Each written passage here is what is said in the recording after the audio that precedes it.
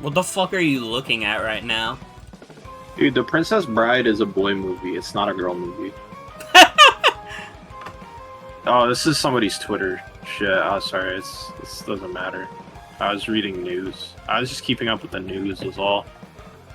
Yo, what's up? It's MFL stream.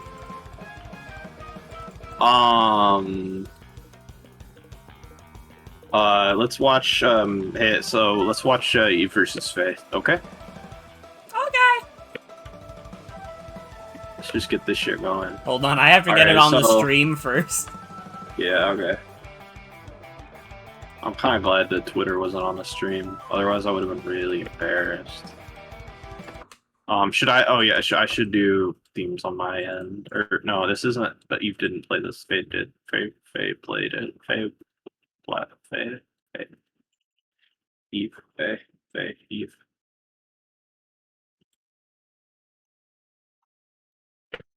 Tell me when everything is.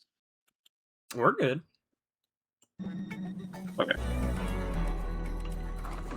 Alright. Alrighty then. It's a Togedemaru lead into an Alolan Persian win. I said win because it won $1 million. Here's Wo-Chien. The real Wo-Chien. Yeah. Like you've never seen him before. Ben paralyzed and immediate full para. Subbing up in front of that Joan. Gonna pollen puff as coverage.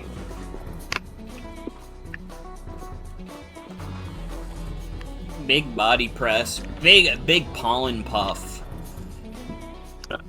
It might be a roll to KO though, and Eve does not want to play that game, but Faye doesn't want to play that game either. So we got the double into the Drift Blim, knocking off the clear amulet here on the Comona.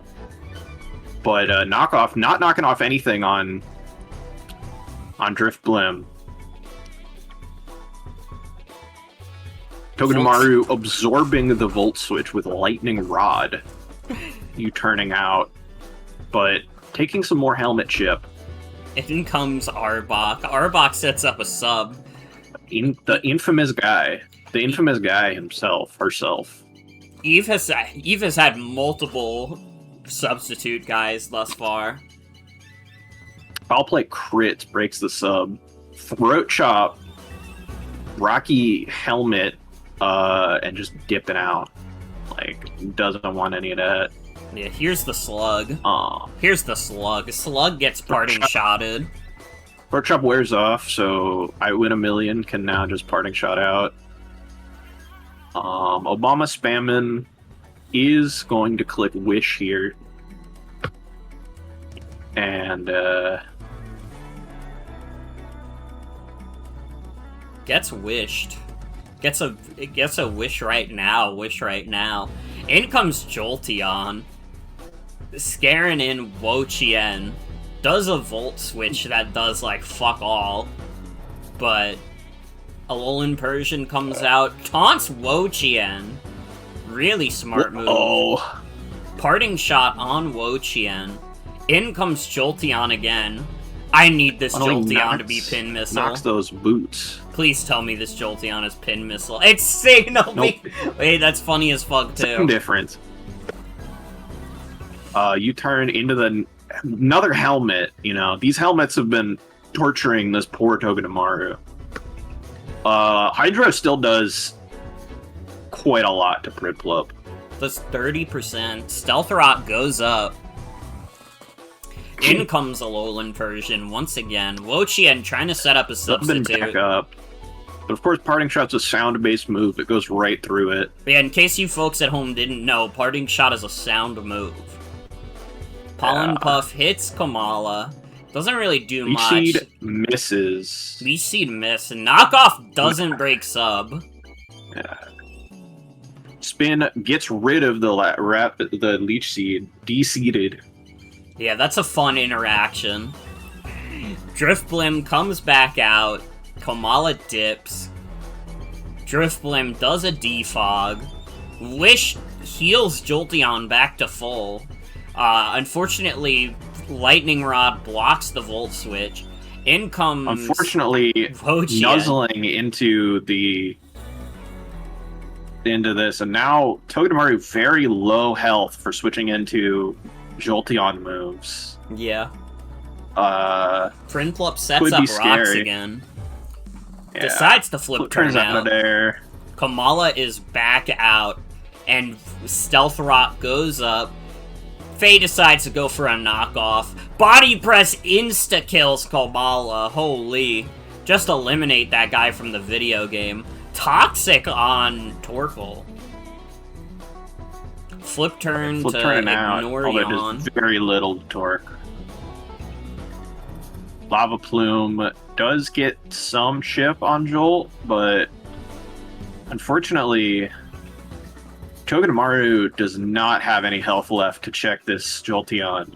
Yeah. I will reveal that was Assault Vest Togedemaru to check Jolteon, and now Jolteon kind of at +1/+1. It's kind of looking like it's curtains. just killing everything. It's just killing everything. Faye positioned this Jolteon like perfectly. Oh my god. Pretty much.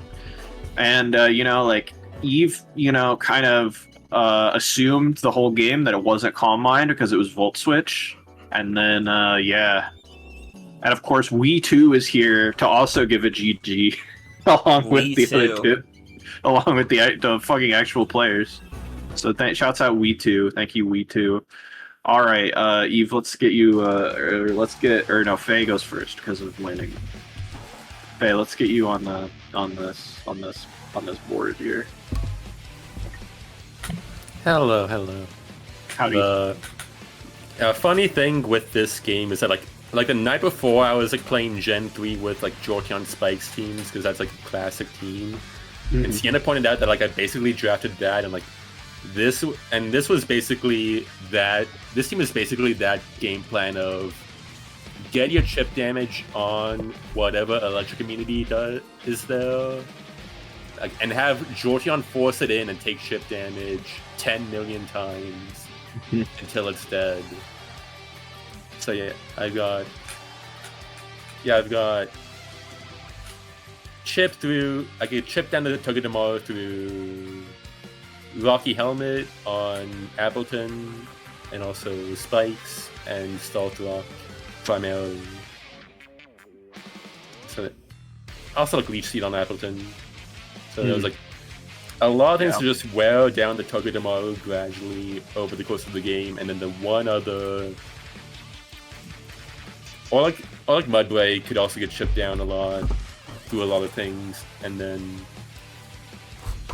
with the one remaining electric resist would have been Wochin, which is covered by Signal Beam on Jolteon. So the game plan was centered on setting up that Jolteon endgame where I was like faster than everything I can take them all out with a Calm Mind boost. So although the first guy I actually built on this team was the Silvally Ghost, and all he did was just chill. He was just born. He's just chilling. Something I realized was that like with multi-attack and X's, like bug ghost coverage was actually like pretty good on this into Eve's team, because like again the main ghost resist was all again 4 times weak to bug, so like, both of my like late game cleaners will had random bug moves. They had motion. And then with like multi attack with a sword stance boost, multi attack was just a giant beat stick of a move, and then like flame charge to outspeed all the Inteleon. The Persian Alola, it was like a backup helmet user in case of like mainly there for like spikes and taunt stuff. And it was like a backup helmet user for like in case of like for like Arbok or like Gumshoes potentially. And yeah, like it could like the outspeed a lot of things and then potting shot away if it had a bad matchup. But then just like set up a lot of chip damage for Jolteon and Silvally if needed. And also like taunting, a lot of things are like it can't switch into like Drifblim because of Wisp, but like if it's already in, then like I could like taunt it to stop it from defogging or strength sapping or wisping anything, which is like really useful. A bunch of like other utility moves on each team that can like be stopped from like a bunch of different Pokemon. Useful for a lot of stuff. And then like in case of like a Hariyama, like I had Appleton was like the main checking like the main source of chip for targeting the Togedemaru. Like if it was like wish passing, then like I could. If it was like a wish pass Togedemaru, then like I could like, get my Comona in and like spin on that or like wish on that, get my own wishes. But then otherwise, the Worldshin could like switch in and like Leech Seed on it, and like get Helmet Chip on it through a lot of different ways. How the fuck do I have this song in my playlist? Sorry, go on. What song? It's Danger from the Mother 3 OST. It's like the song that plays like right before you do the final boss or something. Wow. Well, Appleton is sort of the final boss, I think. So Kind of. Don't you mean Wochien? This is true. This is Wochien, yeah. Yeah, I was like, yeah, Wochien could body press on, but I like to figure that like Iron Defense body press was like a thing you could do to Wochien to like hit it hard. I know it's gonna be Pollen Puff, so like I put in a lot of special defense on it. But I also knew it was gonna be Pollen Puff. Yeah, it was like I knew we were both gonna bring like our random coverage move to hit each other with our grass types. But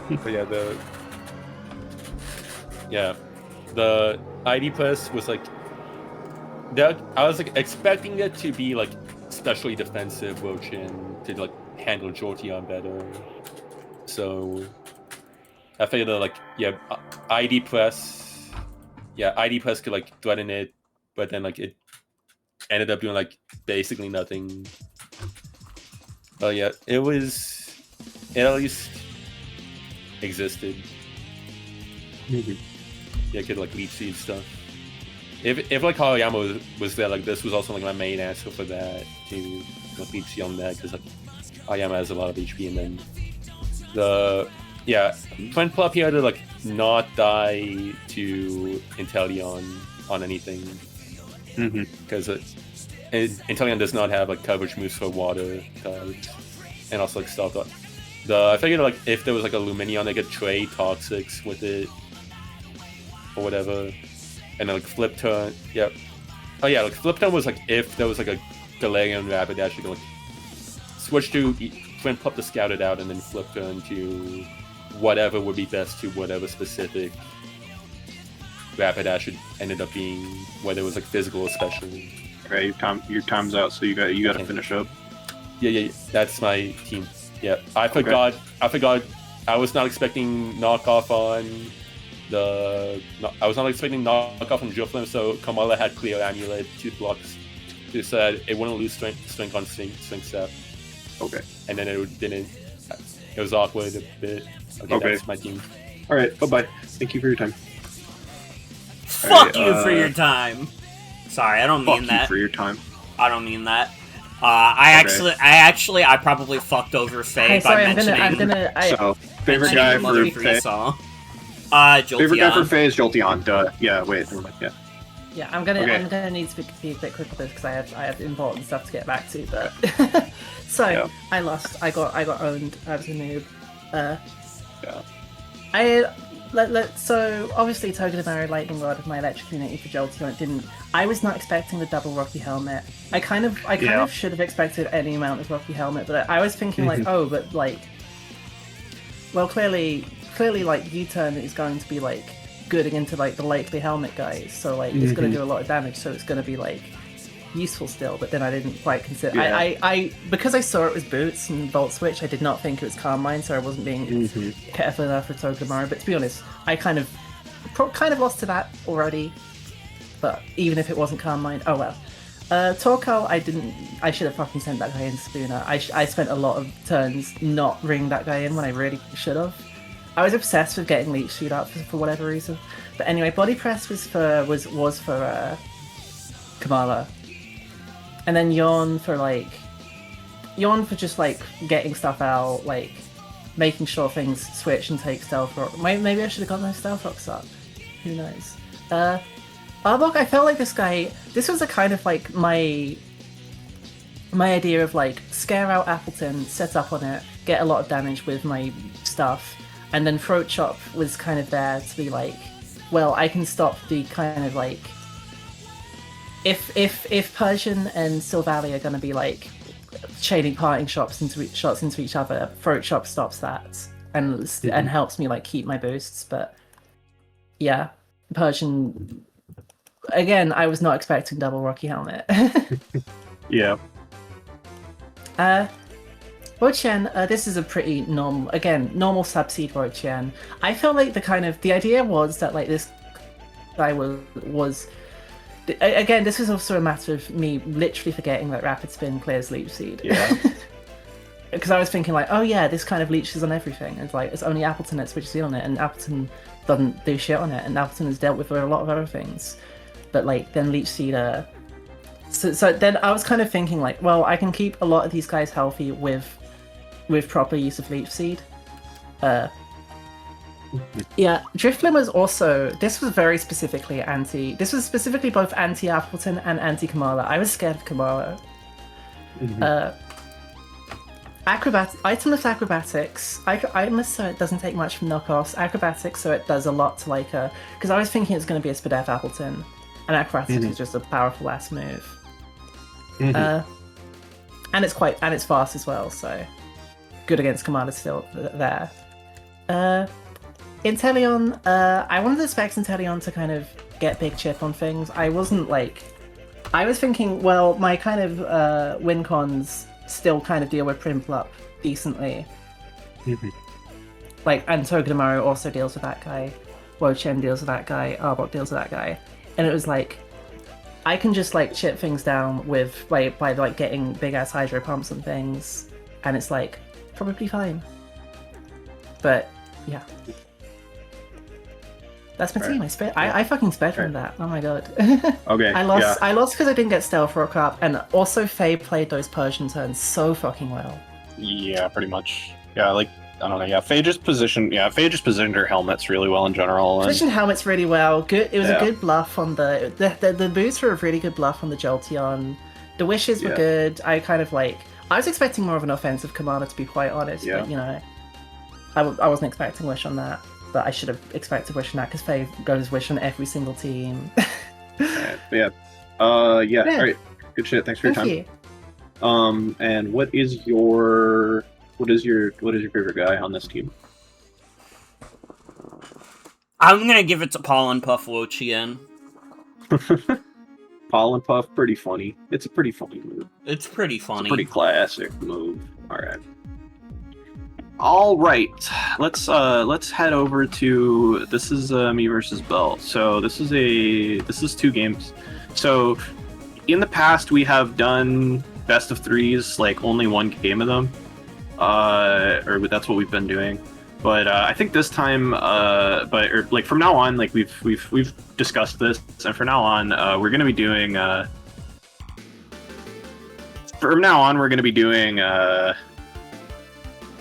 All of them. The whole set. Yeah. So sorry if you got hosed on that before, but you know, going forward, that is what we're gonna do. So I lead with the Taskmaster here, and I put up a sub. Yep. Big flamethrower. This is a fated battle. Bell forgets how sub works and tries to T-wave me. Sub staying up. In comes Guzzlord. I just roost on the Guzzy. And then I decide to leave. Dextro Thorfan comes in.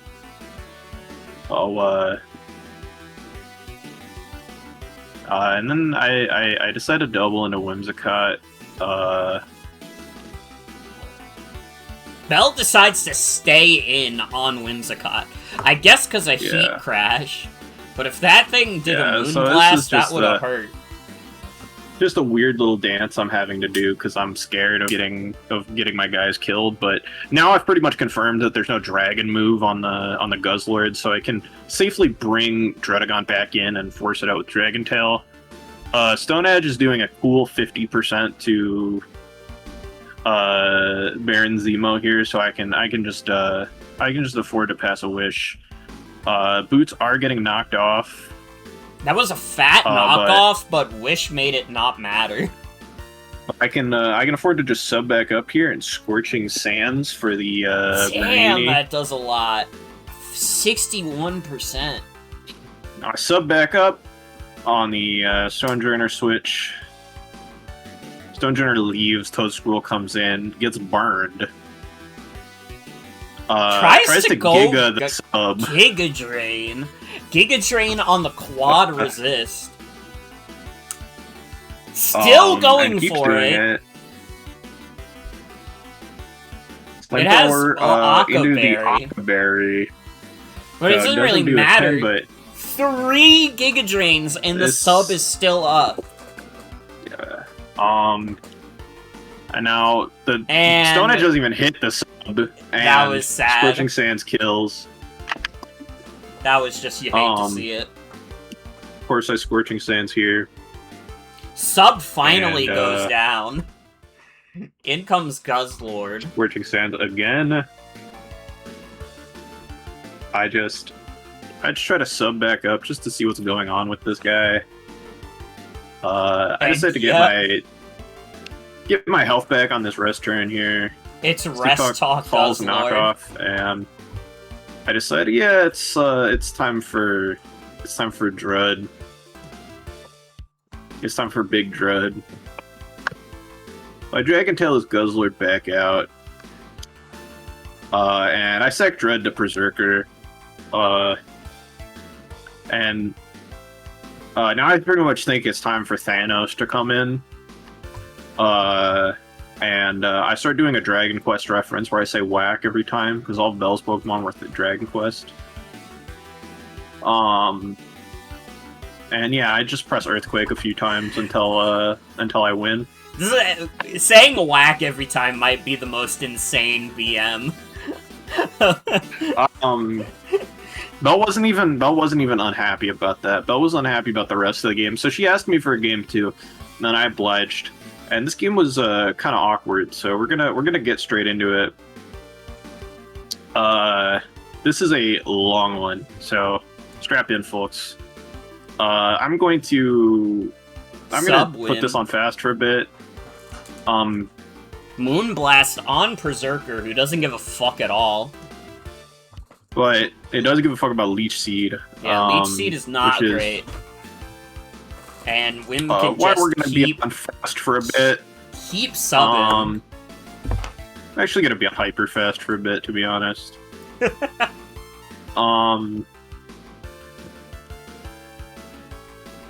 Rocks do go up on Sienna's side. Now we're back to normal speed. Yeah, Moonblast not doing a whole lot to Marini, but Marini doesn't look like it has a poison move.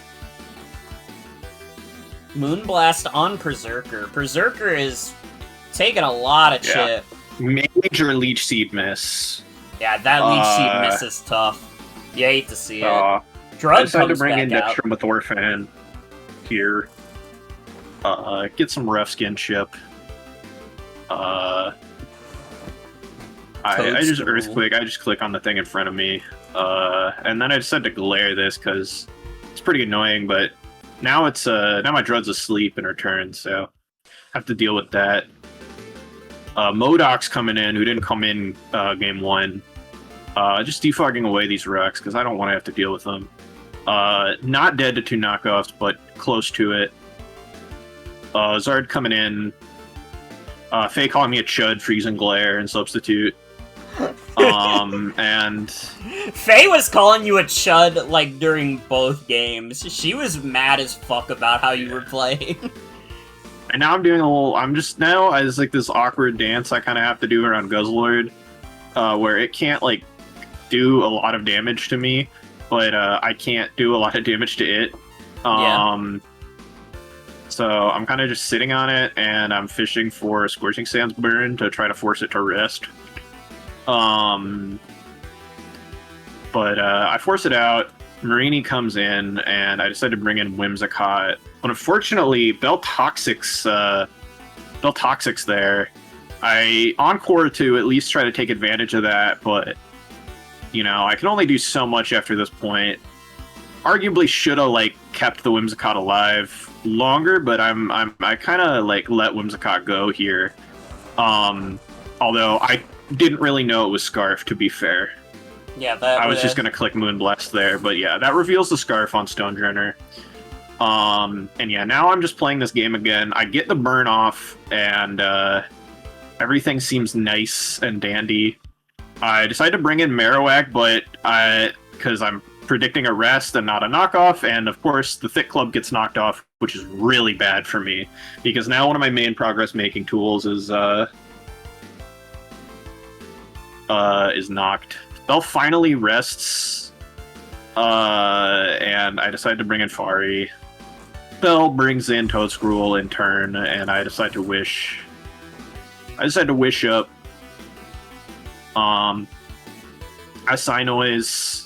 It prevents Giga Drain from being clicked. I Psy Noise once more. And then I wish again, and I bring in Rotom to get back to full on a soft boiled. Volt back out. Taskmaster returning, but I come in on a Thunder Wave. This is fucked up because I assume Bell, this was absolutely not a prediction. Bell just forgot you can't paralyze electric types and just Thunder Waved Rotom in front of her. And so now my Charizard's paralyzed, which also majorly sucked balls for me. So it's time for Thanos to try to make some more progress here. Knockoff got rid of the Thick Club, though, so Thanos is not doing his famous snap no more. Yeah, it's not as good. Sleep Talk. Bell Sleep Talks. Bell forgets how Sleep Talk works. Whatever. Fire Punch that guy, that man, and I let the Marowak die, which I really also shouldn't have done. But I kill it in return. Yeah, and Rotom's just gonna click Shadow Ball. And yeah, here's Bell again, not remembering how Thunder Wave, or like not knowing how paralysis works. So I'm just clicking Shadow Ball for a bit. Knockoff not doing a ton from Clefairy's attack stat and me not having an item anymore.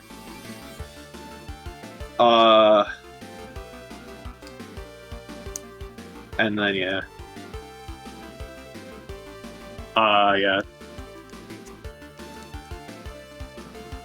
Hi, Stonedrenner. Stonedrenner taking 77% from fucking.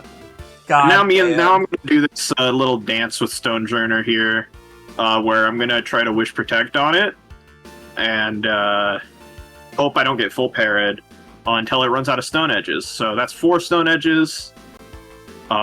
We get a miss, which is nice. Wish Protect, 3 Stone Edges. Crit, Wish, 2 Stone Edges, Protect. Yeah, if that crit happened earlier, it could have changed the game, but...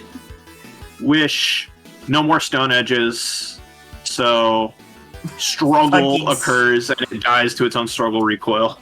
Is that the first struggle of the league? I think so. I think it might be. Yeah.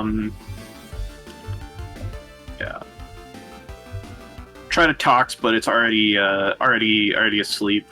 So I just wish into my Dredagon.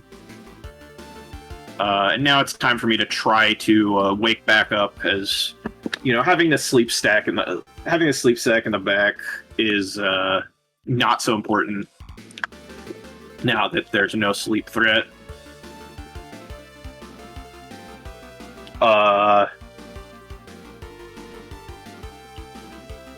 Get knocked. Finally wake up. Dragon Tail forces it out. Decide to stay in, or oh no, I don't decide to stay in. Never mind. I was just looking at the screen badly. Faye says I'm not nice with it, and I'm a chud exploiting the fact that my wife plays once a week. I Psychic Noise the Marini, and it kills.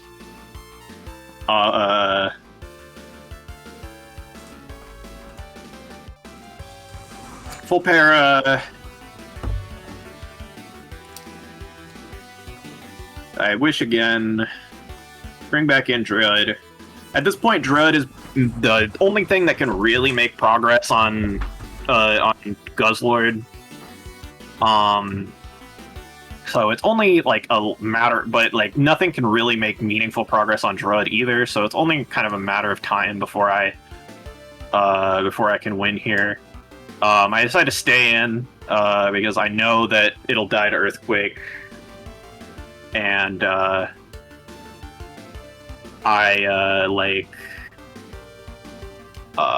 stay on this too because I know that none of the moves can do enough damage to me. Earthquake there, and now Guz is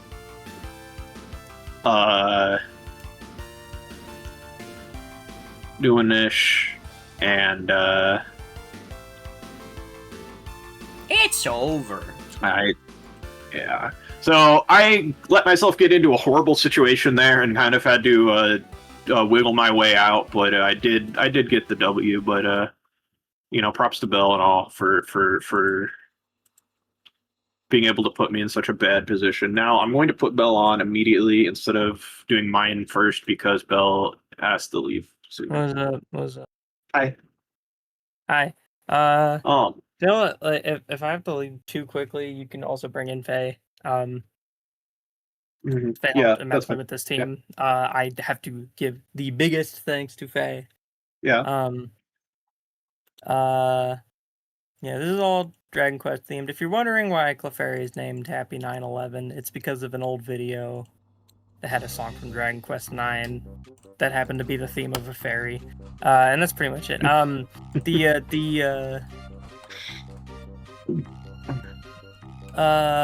Let's see if I can pull up Faye's notes actually. Yeah, well, Clefairy is cute and sweet. But it was intended as like a polyrath check, and a T waiver, like first and foremost. So it did T wave. It did not check polyrath because polyrath wasn't fucking there, which, you know, that's fine. Yeah, there were some checks for stuff that didn't come, which was a little scary, like Berserker for Kling Klang.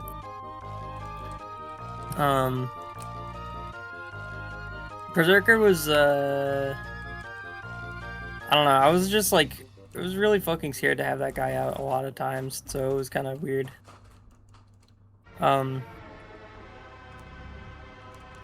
Did the best I could, like keeping it out against like Whimsicott and shit. Like, hate that Whimsicott set. Jesus Christ.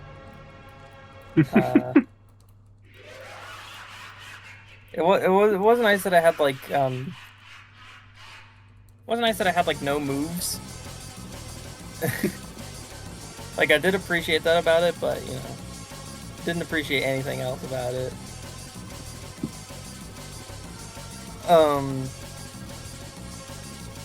Marini, regenerating, Haze. Did I click Haze like ever? I don't No. think I did. Yeah. Yeah, Haze didn't really happen here. And didn't have I didn't have any set of moves. Yeah, makes sense. The Scald was kind of nothing, unfortunately. Yeah, it didn't end up coming to play. Toxic was okay. Toxic was pretty good.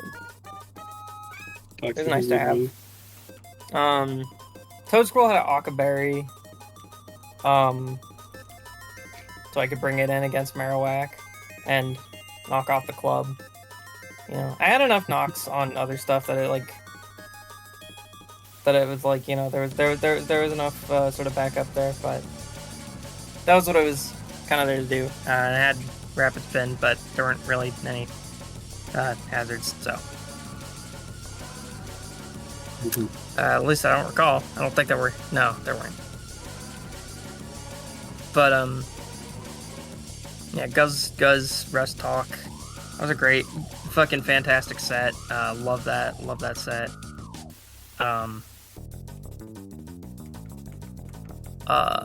Yeah, that was intended for, well, obviously the knock was just like, it's a stab, and it's, you know, if it hits anything, like, that's a good thing. And then Heat Crash was kind of for, it says here that it was for Whimsicott and Kling Klang. Yeah. They also said Whimsicott will very likely kill you in one hit, so be careful around that guy, right? Yeah. Yeah, Guz was there to like hit those things and like be good against Charizard. Good to tank some of the Zard stuff.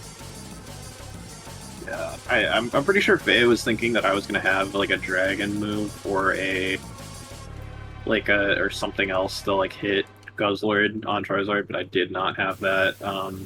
Well, no. That's definitely not true, because from what I remember from watching the match, Faye was specifically saying that Guzzlord was supposed to hardwall Charizard.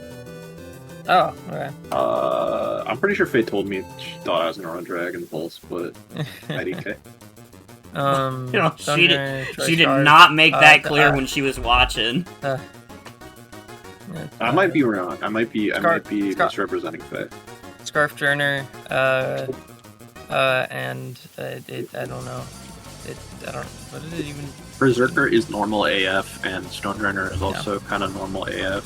Yeah, all is pretty much good. The normal stuff. Yeah, that was some of the okay. At least you know, game 2 was probably one of the best games I've played yet. Yeah, it was good. And I'm glad I got to fight you. That first game, I was not fucking in the zone yet, and I was just kind of like, I don't know. I was like so deeply disappointed with myself that I was like, I need literally anything other than this game. Yeah. So that's why we ended up doing that, and yeah, that's pretty much all. Alright. So thank you, Faye. Yeah. Thank you, everyone. Okay. I will go now. Bye. All right. Good shit. Thanks for your time. Okay.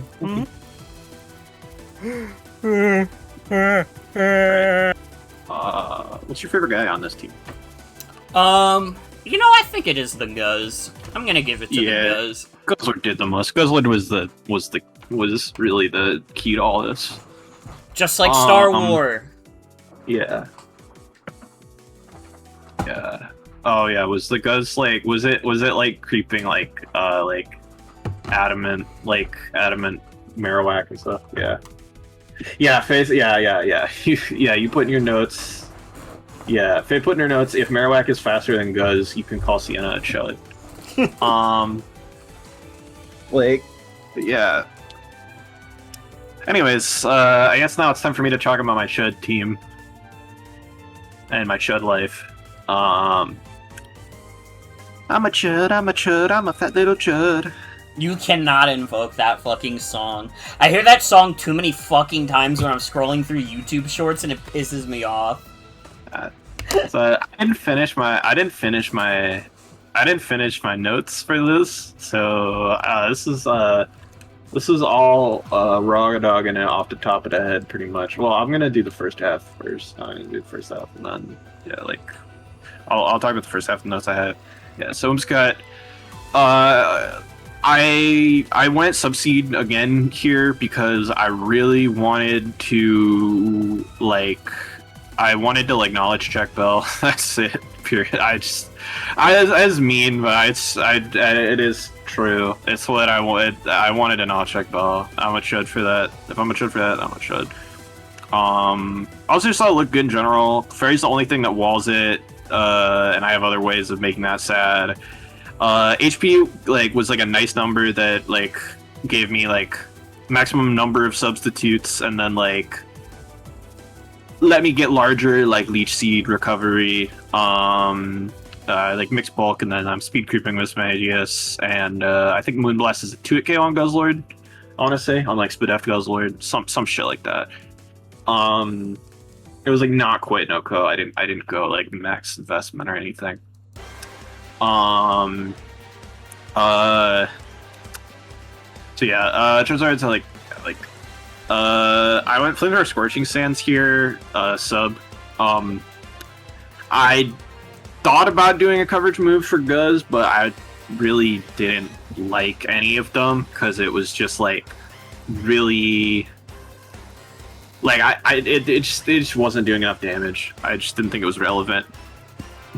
And I wasn't really thinking about Rest Talk Guzz. I was just kind of like, oh well, I'll wear it down either way.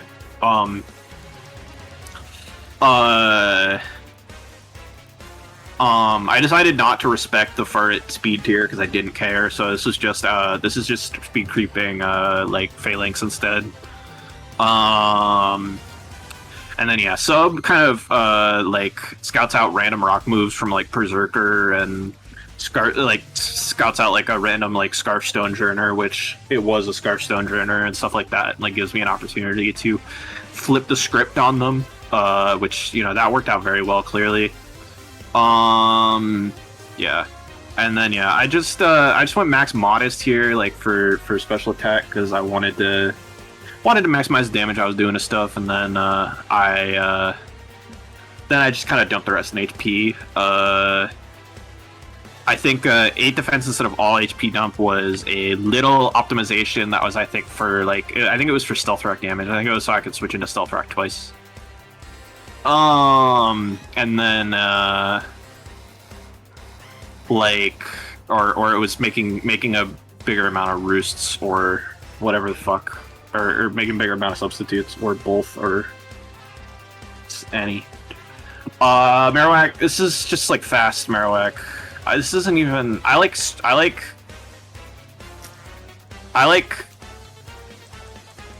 fucking gaslit myself into thinking this was jolly. This was never jolly.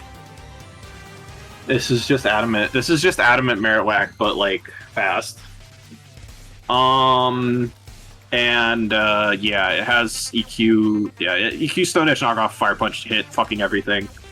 And Bell has a slow roster, so I thought like Marowak like could just kind of clean up against a lot of that, especially with some things glared.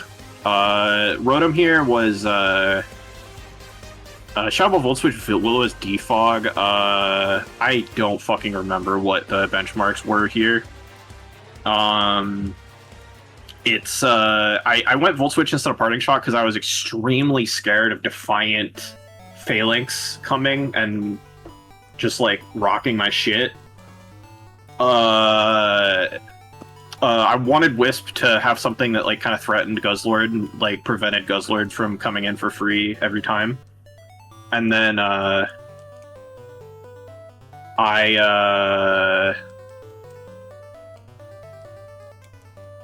then yeah, it's my Defogger because it has the best like setter matchups overall for me. And then yeah, like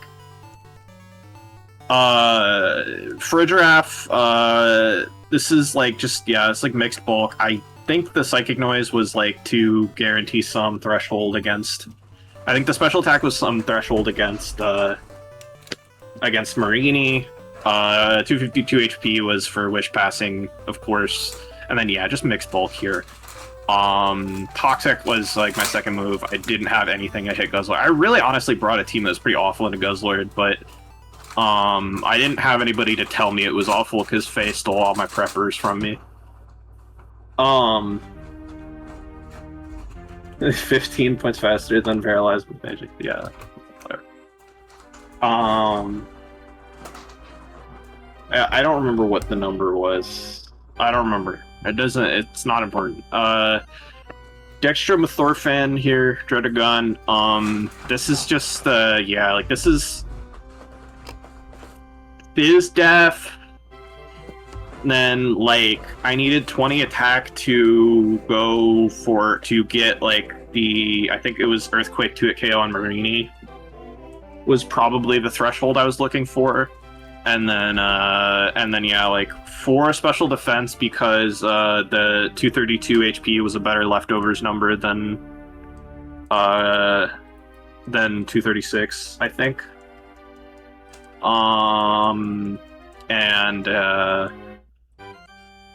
Yeah, and it's just normal moves. The moves are really normal. But yeah, I don't know. Like me not being able to really talk to anybody about this team kind of, I think, like made it a lot worse than it could have been, but I still think like I brought some good stuff. I thought Charizard was like a really good call overall. And if I had like positioned a little better in game 2, it probably would have like looked a lot cleaner, but fortunately I just kind of sometimes you cannot I don't remember fully WAFFLOES. I think it's just like I had 108 EVs to dump, or 104 EVs to dump, and yeah, I just think that 96 HP was a better number for allowing me to make more substitutes and take less from rocks. Like switch into rocks twice instead of switching into rocks once. What's your favorite guy, Morgan? I'm going with Drud, and I'm not just doing that because he's the only one not named after a Marvel villain. But I just respected what Drud was doing. Drud was holding the team together, especially in that second game. Yeah, Drud was the only progress maker left against Guz after a certain point, so I definitely needed it. For the record, the reason it's Marvel villains is because Faye gathered every single like person who could possibly help prep me to help prep Belle instead, so that I wouldn't have anybody to prep me. I kept calling them the Avengers. And then I just decided, and then last minute, I just decided that I'm just gonna be all the Avengers villains except for Dredagon, who I decided to keep something being named Dextromethorphan because I thought it was funny. And then I also riffed before the match. I riffed that like there was like me and Ribbon were talking, and we riffed that like Dredagon, Dextromethorphan was like a villain of like, I don't know, it was like Hawkeye got addicted to Dextromethorphan or something. And then it was like a demon in the bottle storyline. Anyways, yeah, so that's that set. Now I believe that Funny Onion wants to go. Yeah. But so let's do that. It's time, and it's time to hear the PIKU victory theme, the PIKU battle theme. Dextrome the Orphan. Oh my god, no, Dextromethorphan, it's cough syrup.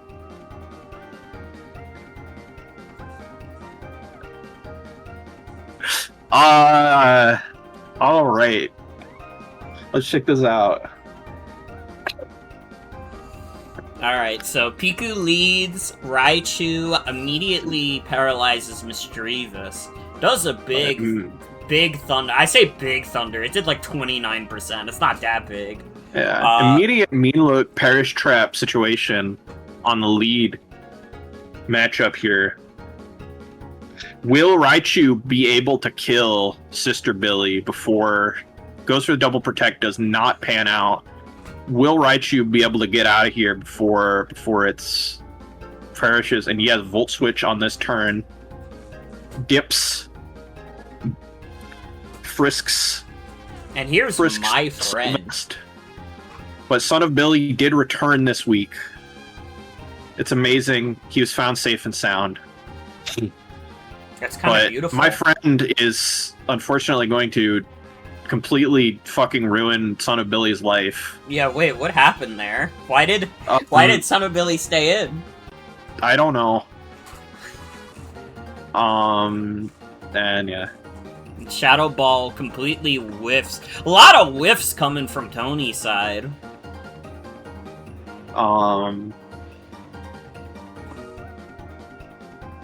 In comes Raichu again, taking a Dark Pulse. Taking it really well. 18% is kind of crazy. Yeah, I'm pretty sure this is Assault Vest Raichu. Yeah, that would make sense to me. Oh, here comes Yummy. Yummy. Blizzarding up. But we got a Rock Tomb situation. Fucking a Rock Tomb Gothitelle? What the Rock fuck? Tomb Gothitelle. Here's Ninetales versus Carbink. Carbink gets the rocks up. Does a quick power gem, 45%, not bad at all. But both parties are gonna have to dip. Fake Out does not kill, but comes close and Volt Switch finishes it off.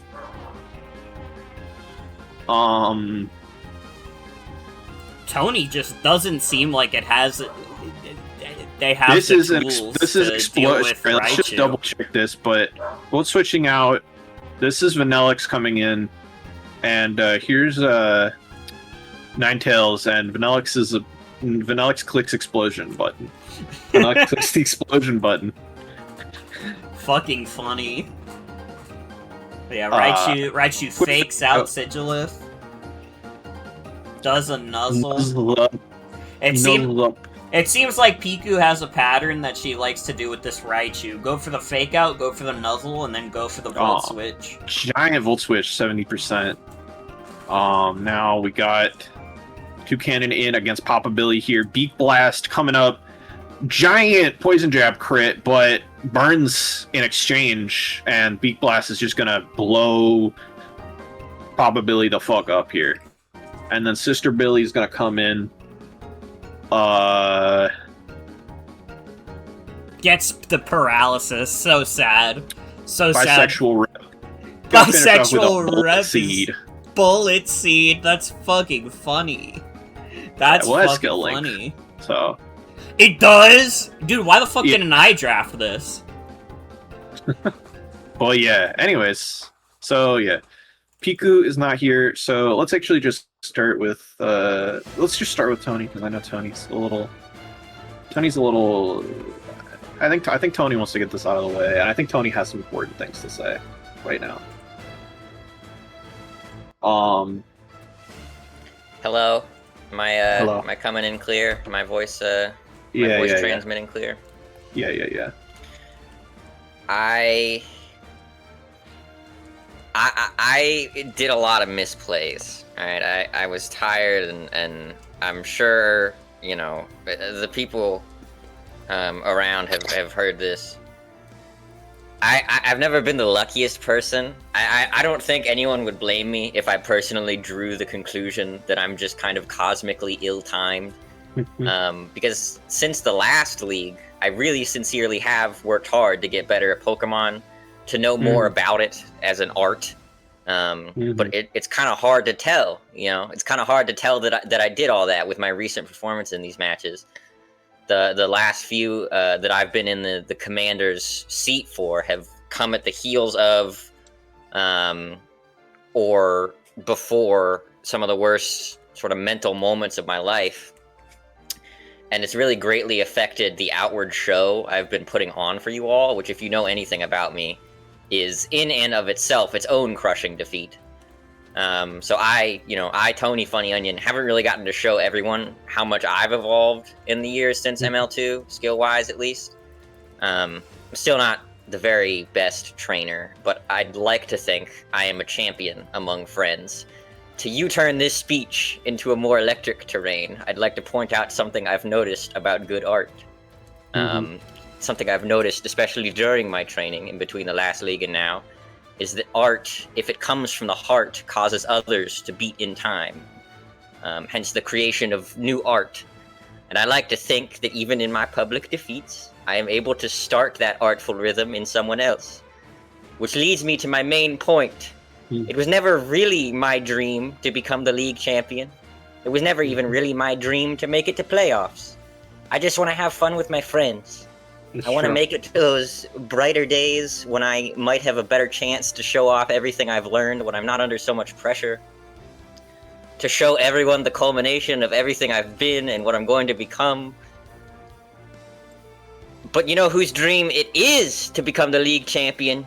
Do you know who, in my defeat, I have woven a tapestry, a saga of highs and lows, who I've painted the true story of for you all to see?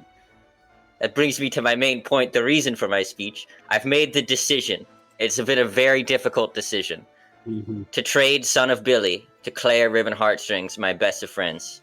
And folks, I'm sure you've been wondering where he's been these last few weeks. Before week 6, that is. And the truth is, there isn't some conspiracy. I thought something might have been going on as... In my sleep, the dinosaur who grants wishes by the shore of the lake would whisper prophecies into my ear that Squawkabilly would make it to playoffs, that both me and his dreams would come true. And with everything that's been happening, I thought surely someone must be thwarting the Wish Dinosaur's portent. But there is not some evil critter lurking around the dark forest that stole him away in the night that we need to keep an out for. He ran away from home because he was scared, and he was frustrated that he wouldn't get to see his father's, or rather his own dream fulfilled.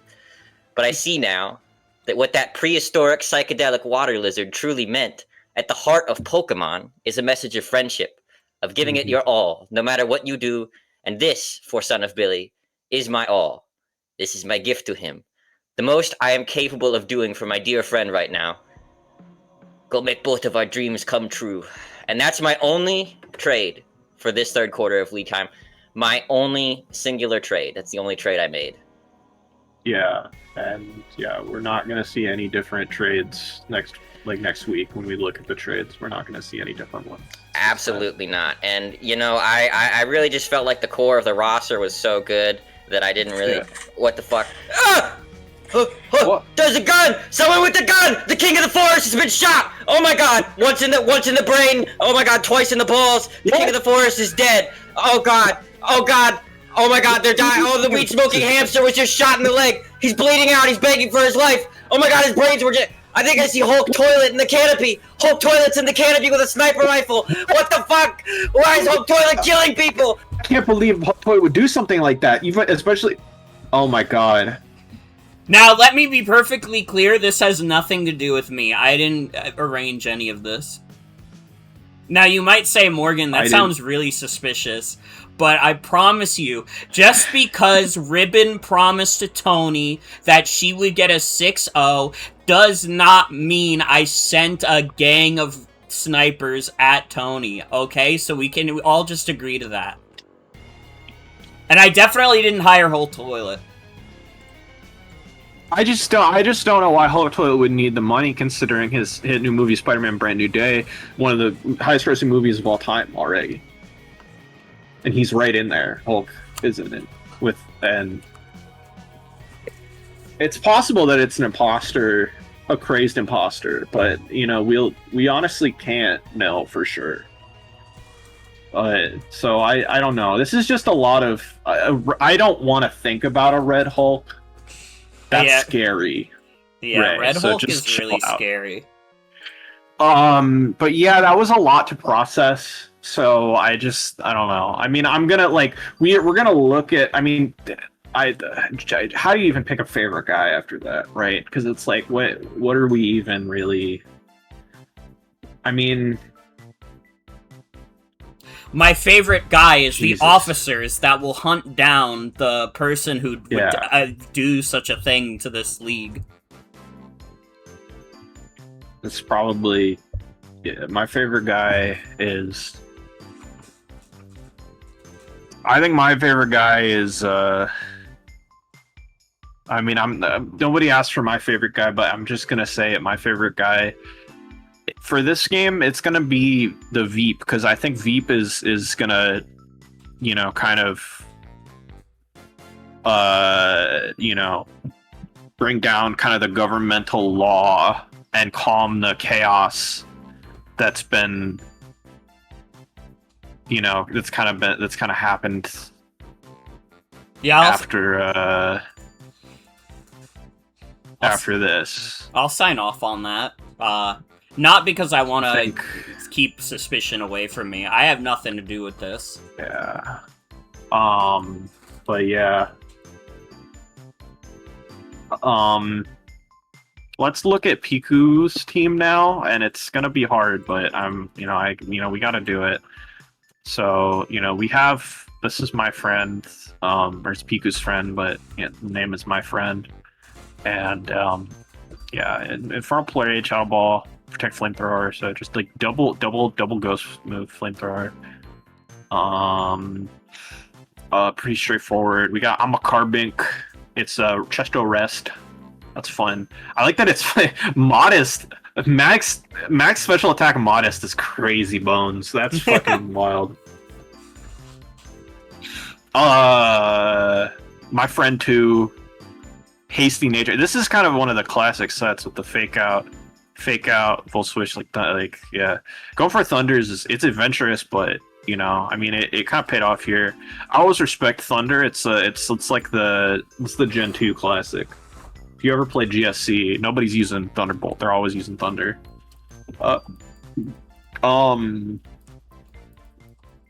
Yeah, then we have Bisexual Rep here. Yeah, it's the skill link. It's got Beak Blast, Bullet Seed, U-Turn Roost. Once again, a Life Orb user. But, you know, I suppose banking on Roost to keep itself healthy, not get too worn down by that Life Orb chip. And yeah, Mist Fang. This mixed set again. I really don't know why P keeps bringing mixed or Enguru. I mean, I get the idea. Because it's Earthquake's good cover. You know, Psychic Ground is good. You know, you hit the steel types, but fuck, man, this has like 60 attack. And then Vanillux. Yeah, the Scarf Vanillux with Explosion is funny as fuck. Really like this. I'm glad that it got a kill with the explosion. Yeah, I mean, first of all, my heart goes out heavily to the, you know, I mean, I want to celebrate PIKU's victory, but at the same time, you know, my heart does go out to the Funny Onion family, who've suffered just tremendous loss with not only this loss of battle, but also loss in the sense that multiple Pokemon did die, and a beloved character might be to blame. And it's got nothing to do with me. And it's got nothing to do with Morgan, I'm hearing as well. But what's your favorite guy on this team? You know, I do think I gotta give it to Raichu. You know, she just kinda did her thing. Fake out, nuzzle, and then either Volt Switch or Thunder, and just rinse and repeat. It was like a math problem that was just solved so cleanly. All right. Good shit, PIKU. Finally, a PIKU W for all the PIKU fans. Unfortunately, 4 are dead and 3 are wounded, but yeah. All right, now let's find our next battle here. Who do we have in the audience? We have a number of gamers here in the audience. Let me look around here. Let's see. We got.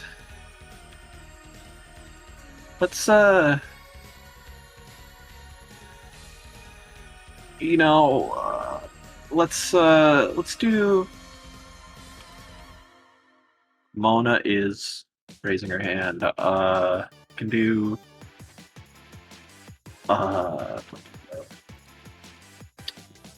You got a time crunch, Mona? Or nah, okay. I'm gonna do. I think let's do one. Let's do. I want to do Morgan. Do you want to do your match, or do you want to do WAFFLOES? Let's just get my match out of the way. All right. Fair enough. Let's. All right. So this is another. Best of 3. Let it be known to everyone in chat that I am a martyr. Alright?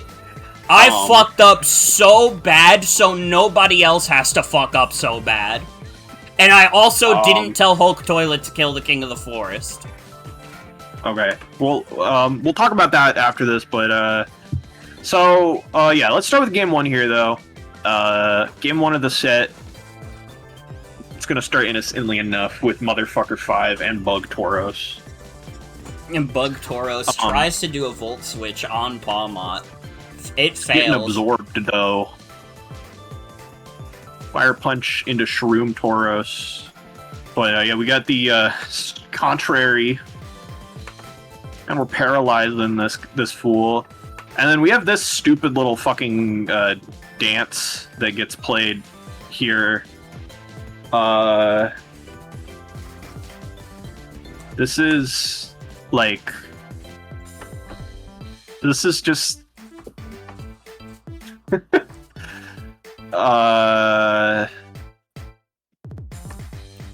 awesome aromatherapy move. Something aromatherapying, fucking poison, Sludge Bomb poisons again on the same turn as aromatherapy. Like, obviously Sport is nothing. Synthing again back up to full. Sludge Bomb. Aroma again. Fucking Synth up to 70, full para. And finally leaving and bringing Ariados. Who probably should have been in here like several turns prior, but it's fine. Webs are going up. Cloister going in, but immediately fucking dies to Hurricane because this is actually special, and we didn't expect that. Servine coming in, getting toxic, but it's no big. It's got the aromatherapy in the back, so it can always deal with that glare. But the Bug Tauros is immune. Bug Buzz doing not that much to I Have Fists here. And Fire Punch doing not that much to Sharp Tauros. And now we have Charm. Charm Dog. Charm Doggy. The Charming Dog character.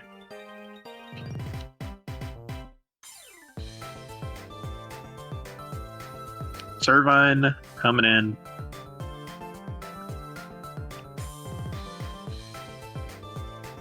Getting rid of its toxic. Ariados is going to come back in here.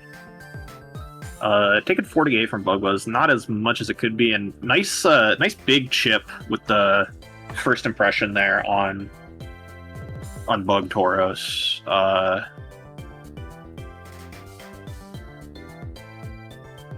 Fire Punch does a nice amount, but fucking Effect Sport puts I Have Fists to sleep. And wouldn't you believe it, another fucking Sludge Bomb poison. Dude, I got fucked so bad. What the fuck is happening? I'm looking at this match and I'm getting kind of mad. The luck was really fucked up. I don't know what the fuck is going on. Anyways, here's Servine. That's a couple of Leaf Storms. Honchkrow coming in, missing a Hurricane. Leaf Storm doing 85. This was misses funny. Again. So a little bit of good luck coming in for Morg. Leaf Storm kills the Doublade there. Now it's time for Hitmonchan. Leaf Storm barely not killing. Crit Ice Punch though. And now Swoobat comes in here. Gonna calm it up. But crit knockoff! Two necessary crits. And now Morgan is kind of exhausted of resources to deal with Ribbon's shit.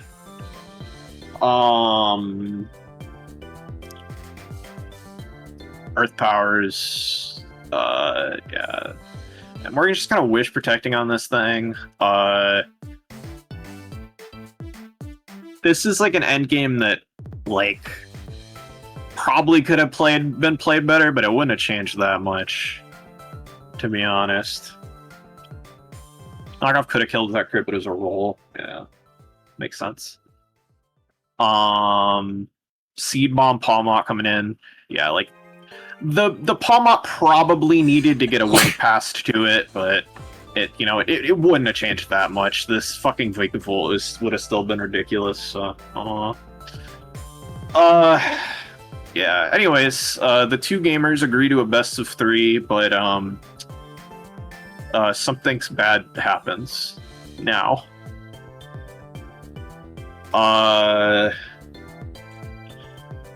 I want everyone to know that I offered Ribbon $75 to make Game 2 not the canon game, and she was more than happy to not take my offer. Yeah. So let it be known that someone could have gotten 3/4 of the pot for this entire league and did not take it because they care more about fairness, which is a respectable trait. But I'm just saying it didn't save the King of the Forest. Not that I have anything to do with that. Ravenous got thrown away a little bit.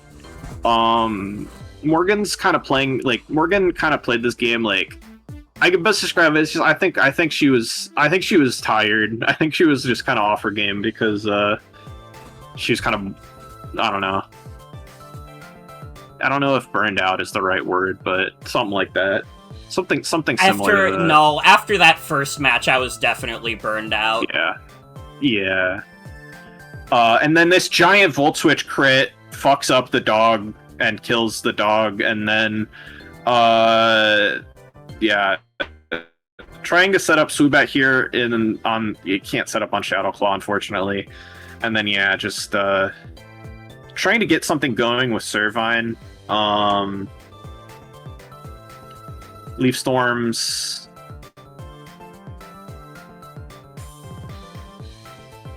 Synths up. Does get another Hurricane miss. One more for the road. But it does end up killing still. And then, yeah, Cloyster. No Hurricane miss on the Cloyster. Yeah, and then, yeah, just... unfortunately flipping that into a 6-0. So, yeah, Morgan was not aware. I'll take some of the heat for this. There is no... On the sheet, it doesn't say anywhere that... I think it might have on previous sheets or something, but it was not on this sheet at the very least. It didn't say anywhere that, like, if you agree to a best of 3, the game that's, like, the most extreme differential for the winner counts. Like, the best differential for the winner of the set is what counts for the league. I thought people mostly understood that. Morgan didn't know that. So Morgan kind of got hosed on this. 2-0 loss got turned into a 6-0 loss, which definitely hurt Morgan's standing a lot. Yeah, listen, all members of Morgan Nation, sell your fucking stock, it's over. I have no hope of making it into playoffs, maybe if I had the 2-0, but... At least the King of the Forest death was not my fault. I had nothing to do with it. But yeah. Anyways, after that, we did put this on on Ribbon's sheet because I heard that badly placed metal wind chimes is bad feng shui. It messes up your like luck and stuff. So, hopefully there won't be any fucked up crits and like poisons like that in the future and effect spores and stuff. So yeah, Ribbon's feng shui. Yeah, well, we'll see what happens, I guess. And hopefully week nobody 7. else has to die. Not that I have anything to do with anybody dying. But yeah, let's talk about this. Let's talk about this team.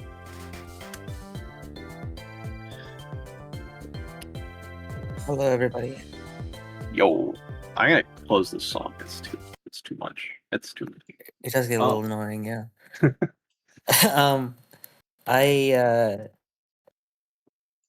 I want to first say I thought Morgan played really well, and I'm really sorry about the crits. I genuinely don't know what's going on.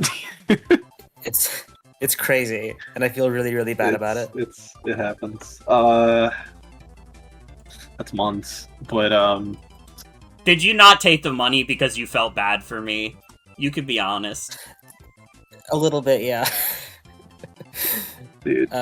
Dude, Anyways, I gave like $100 to random people like the other day. So genuinely I would not have given a fuck.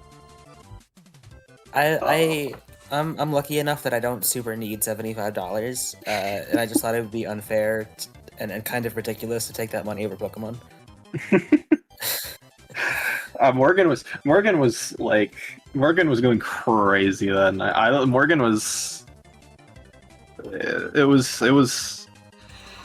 a lot. Anyways, I mean, listen, I'm just saying that there was a lot of hacks, and I could have been given a little bit of leeway. That's all I'm saying. Look, not that it killed the King of the Forest. It didn't kill the King of the Forest. Of course, he had nothing to do with that. Okay. Anyways, let's talk about this team. Where do you want to start? I'll just start at the top. Overall, this was kind of a scary matchup. Because for one thing, I'm very scared of both of you as players. But also the roster matchup seemed kind of rough. Yeah. Like Wish and Aromatherapy kind of stalled a lot of ways of making forward progress, and there was a lot of very, very fast, scary guys. Yeah. This was unfortunately not a great matchup for Tauros. So we sent him on vacation this week. He's up in the Smoky Mountains, drinking moonshine and running into cars with his horns. And you know what? He deserves a break after carrying this team for 5 weeks. But we still had to represent, so that's why this whole team is Tauros themed. The first guy is Sharp Tauros. This is Doublade. That was really good to have for Swoobat and Darkspun mainly. It was also good into Palmot and Dusknoir. The defense is crazy. He hits like 500 defense uninvested. It has just regular moves, pretty much. Shadow Claw and Iron Head for stab, Shadow Sneak for priority, and then Close Combat was good for stuff. Like Cloister or Aggron or Savali Dark that might be trying to switch in. Yep. Then there's Mafia Tauros, the Haunch Crow. He is a Scarfer because I really needed some speed. He's also a special, which was WAFFLOES' idea. Because I was worried about stuff like Wisp Dusknoir, and they were like, why not just use Dark Pulse? And it turns out into all of the guys with very high base defense that actually does more damage. Yeah. So it's Scarf with... Yeah, I mean, Haunch Crow's special attack is not low. No, it's 105, I think, so it's pretty good. It's Dark Pulse, Hurricane, U-Turn, and then also Pursuit, because the funny thing is, its attack is so high, it can still pursue trap stuff, even if it's not invested. Yeah. So it has enough speed to get past Swoobat with Scarf, and then enough attack to KO a very specific Swoobat. If Swoobat had no bulk, then I think literally a modest Pursuit would have done it.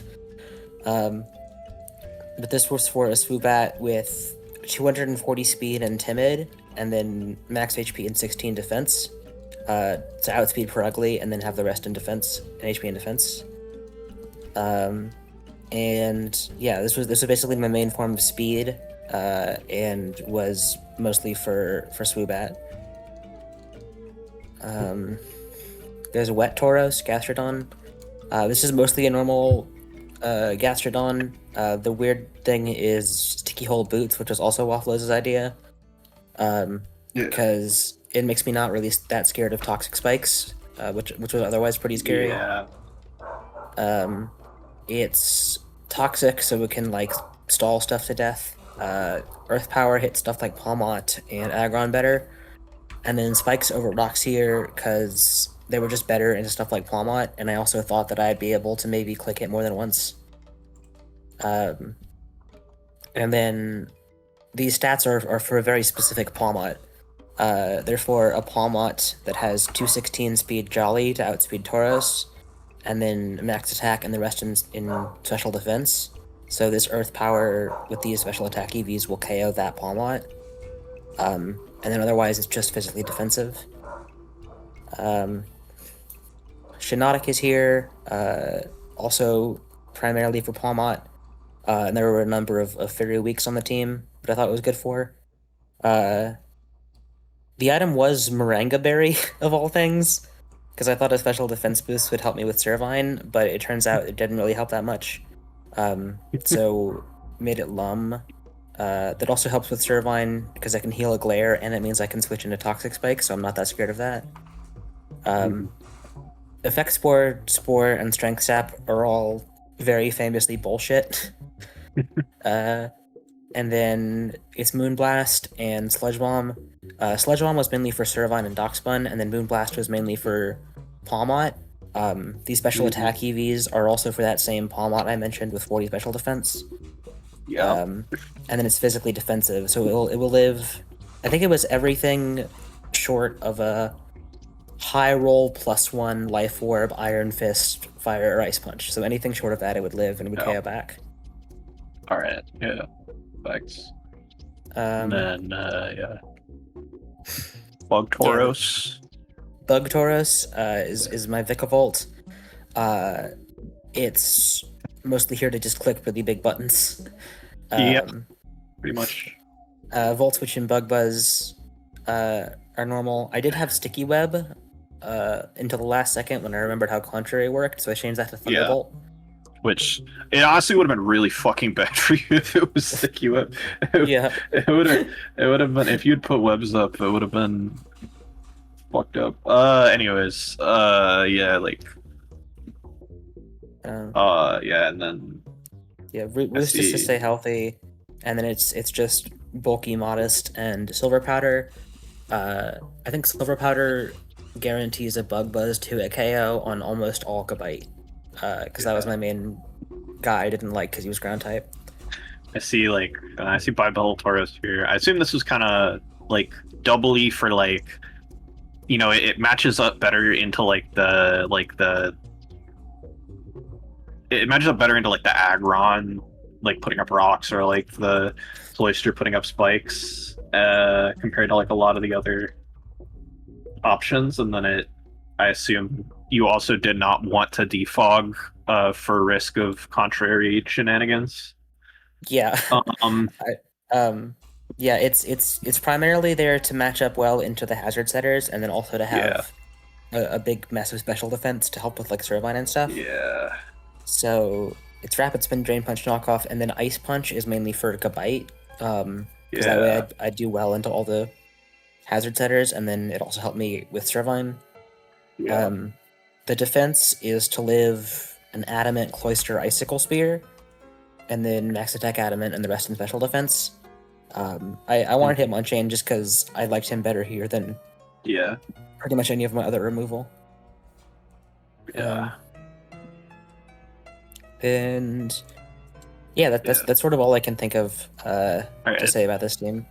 Awesome. Thanks for your time. Yeah, thank you for having me. All right. Yeah. And I will say, you did play, Ribbon. You did play extremely well. I honestly think even if I hadn't gotten hexed, I was probably losing that, and that's fucking okay. I probably shouldn't have gone in for game 2. That was on me. I didn't know it would fuck me up so bad, but Ribbon played extremely well. Had a really good team. So I've been playing up a little bit of a villainous role because of this, but it's not Ribbon's fault. It's not Ribbon's fault. It's just it just happens. Do you have a guy that stands out to you as a favorite character? Well, it's definitely not Shinotic. Fuck that guy. I want him to go to hell. Least favorite guy, Shinotic, for this but week for sure. Favorite guy, I'm giving it to Honchkrow because Honchkrow is always cool. Yeah, it was also very helpful for you by missing those hurricanes initially. Okay, well, I was thinking more nice. of when it killed Cloyster in one shot, but that was huge. Honchkrow prevented a lot of stuff from happening for Ribbon, but it also did, yeah, it helped you a little bit. It helped you for a second until Ribbon got revenge hacks immediately after that were actually way bigger hacks, but we don't talk about that. Let's talk about this team though. I worked a lot on this team. I'm really proud of this team. I talked to Morgan a lot about it. Like I did a lot of weird calcs about this, so I'm kind of excited to talk about it. So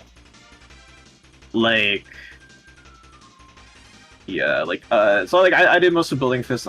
Normally it's like I'm kind of Morgan's private builder. yeah. Start off with Rocky Helmet Dockspun. So this was basically the Ribbon this was really important for this is we were just okay, yeah, so this is completely Walls Tauros, entirely Walls Tauros. Initially this was actually Baby Doll Eyes for a bit, which is a priority attack, it's priority -1 attack. We switched it to Charm in case of Swords Dance Doubleblade, so it can negate that. And Charm just let it kind of wall non-Swords Dance Doubleblade in general, which is nice. No, I never thought about Iron-Tail Servine for even a fucking second. WAFFLOES. Fuck you.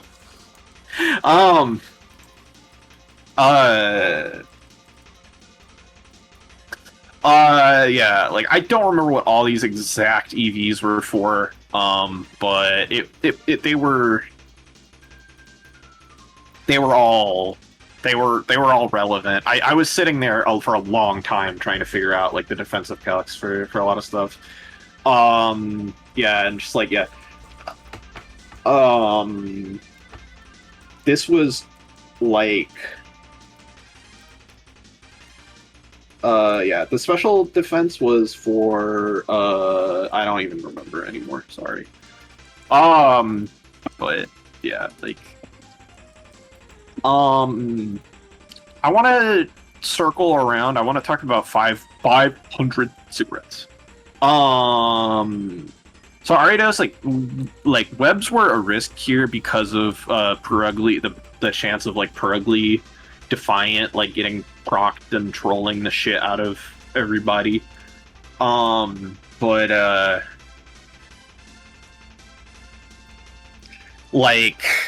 Perugly, but we decided that it was worth the risk because lowering speed for stuff made Swoobat's life a lot better, and also in general webs just kind of felt good. This is just max attack silver powder in order to make first impression as strong as possible, to give Ariados more of a purpose. It's also meant to be it's also poison knockoff because it's a good move generically, and then poison jab for Shinotic, obviously. This is also kind of meant to be a big Shinotic switch in and a Shinotic answer, because Insomnia makes it immune to Spore, and then it resists all the stabs. So it's a really reliable answer to Shinotic, and can take advantage of it.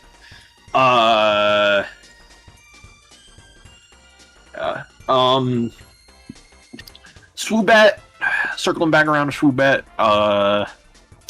This is Key Swoobat. It's pretty straightforward. This was built to be faster than Tauros. Not faster than Purugly, but faster than Tauros. Purugly, we were assuming, just get the webs up and it's fine. Unfortunately, did not get a setup opportunity. It happens. Kind of Tauros was meant to be like kind of the main thing it was setting up on, and then like Doublade, if it was like sneak Doublade, we were thinking that would work, and like Hitmonchan would work.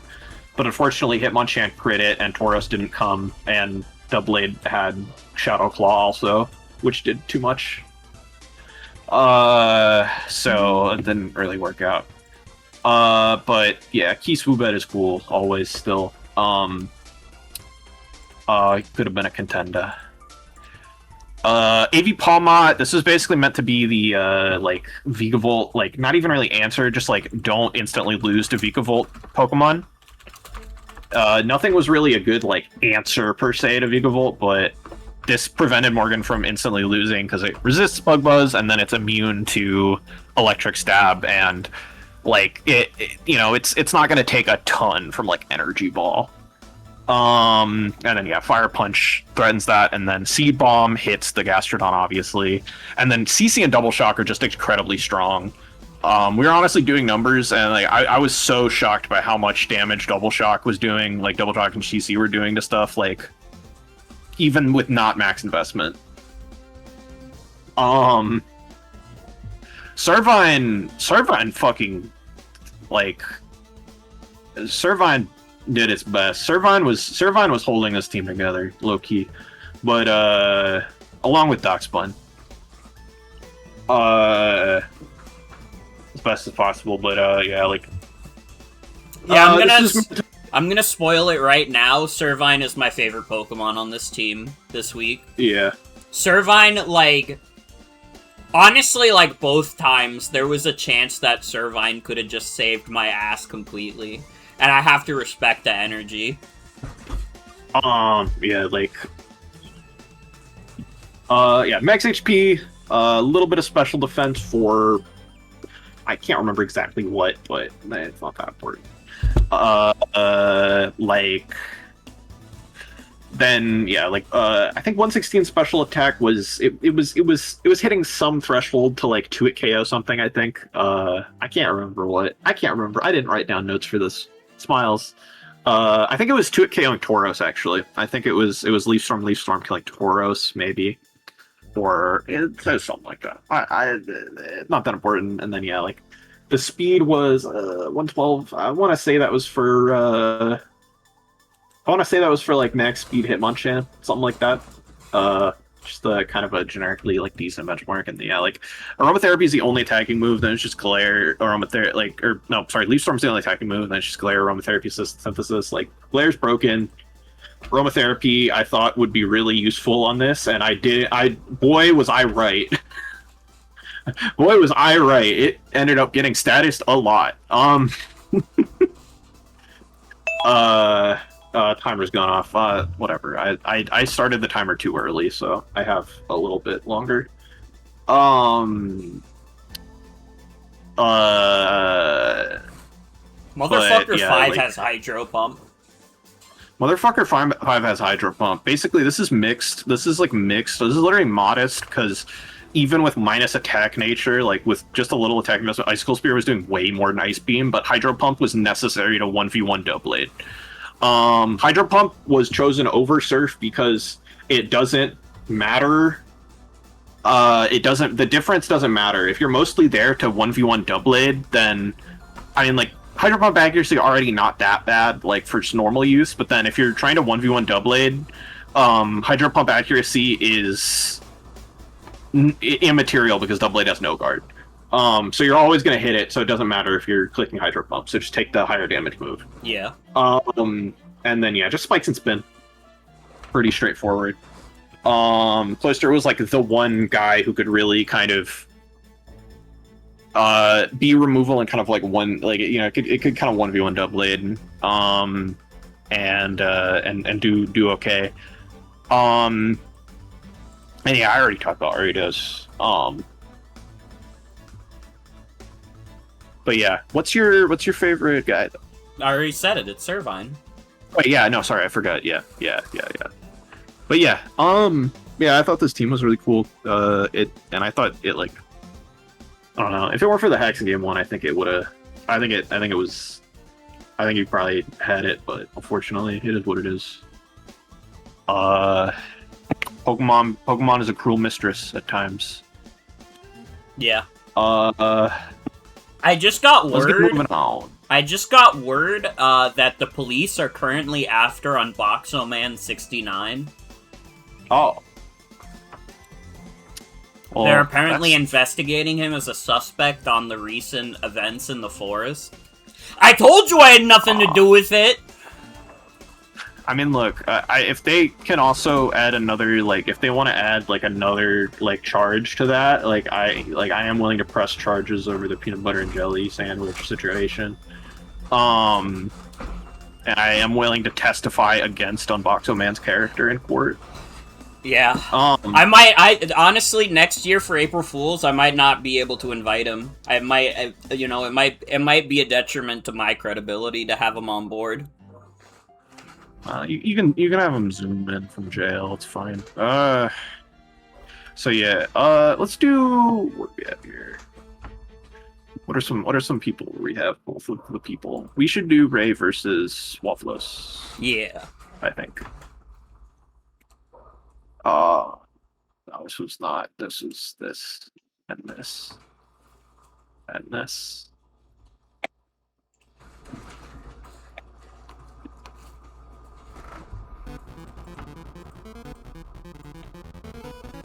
Alright, WAFFLOES versus Ray. Yeah. So, Excelgor lead into Karkle lead. Excelgor U-turns out. Karkle Hypno getting the is here. spikes up, but getting T-waved in return. But also getting rocks up, so... Rocks up 2 layers. Silvally Electric is ready to remove the rocks in 3 layers, though, unfortunately. But... WAFFLOES reads the switch. Yeah, reads the competitive defog punish attempt. Protecting on the defog, trying to just in vain to just keep these hazards up, but it is able to at least toxic the Silvally with Peaky Blinders here. Peaky Blinders just click and protect again, but it's Aerial Ace Doug Trio. Fucking Aerial Ace Doug Trio. Stun Edge Miss, lucky for a Nude Master Chief is coming in. Zen Headbutt on Peb Sherman. But taking some Life Orb recoil. Not doing too much in return. Karkle taking fuck all from that side shock though. 1 layer going up. EQ. Oh my goodness. Oh my goodness. It's coming in fucking 56%. Jesus Christ. Clawhitzer is like always scary no matter what. Crit. Fucking crit and insta-kills Vileplume? What is happening? Is not the Vileplume in this game is not the threat that Vileplume not so relevant compared to usual, compared to average. Toxic though, single moms are immune to toxic. That's true in real life as well. Stone Edge, yeah. Ray's just trying to kind of soak up some of that PP. Pause. But Yo. Just getting some momentum on this guy. iToy Connect coming in. But parting shot out. New Master Chief in effect. SDing up, but its flamethrower only does 18 though. Not a huge number. And Excelgor is way faster, so it's gonna have to just leave. It turns out Wisp miss, which sucks does get the para, but these wishes are still getting passed out, being disseminated amongst the community at large. Psyshock only doing 18. This is really scary for WAFFLOES right now. But the Quietser paralysis is huge. Yeah, and double bear, triple three! full para, quadruple full para. Dude, if I was Ray, I would be pissed off right now. But actually, you know, not locked into the choice item, so there's a kind of quiet advantage to it. To the ridiculous events on display. Miss Money dies to Stone Edge, and but iToy Connect lives, surrounds itself with Z power. We're gonna Z parting shot out of here, bring in. Oh my goodness, this B is so awesome. This B is so hard. I keep saying B is so awesome, even though that's not the lyric. Another paralysis. Another one! Para. Body slam. Dude, I know I said my match was hard to watch. This is way harder to watch. The amount of paralysis is crazy. So this is... Let's just speed this up, because we're here for a while.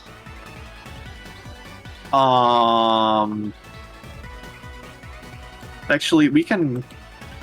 So this is just kind of a PP war. This is a Rest Talk Curselax with no way to hit Shedinja. And Shedinja can only do extremely incremental damage that Rest Snorlax immediately resets. And this is just Ray hoping for a crit, which has not yet come in 22 clicks.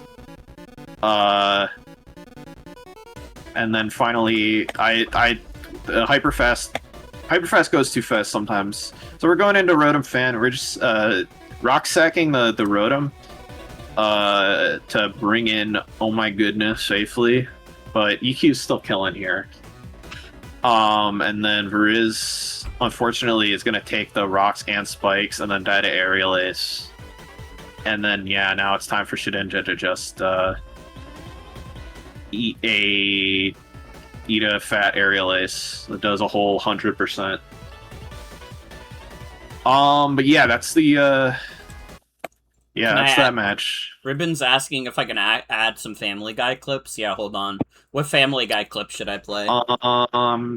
Hey, can somebody fix this on the sheet? Somebody genius fix this on the sheet. Oh, it's because this says midnight. That's what's wrong. Let me fix this. Night. Dude, I do not think one of the first results is Family Guy Asian dry cleaner. I cannot show that on stream. There's no way. Maybe this one is fine. This one is just titled what? Let's talk about WAFFLOES Team.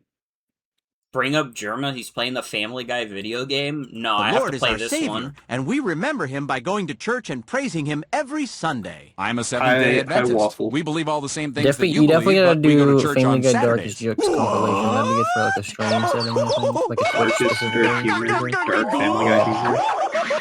I love dark Family Guy humor. It's my favorite type of humor. Yeah, that was pretty good. Okay, let's discuss this team's match. Fucking, I can't. Paralysis is stupid. Oh, Family Number Guy. one. Family Guy. It's Family. I can't see it on my end. I don't know if Family Guy's playing on my end. It's not anymore. It's not anymore. Okay. Yeah, the game plan here was just kind of for single moms to carry, and I do have some insight from single moms about the news earlier today, but I'll talk about that later. I want to talk about the team for now.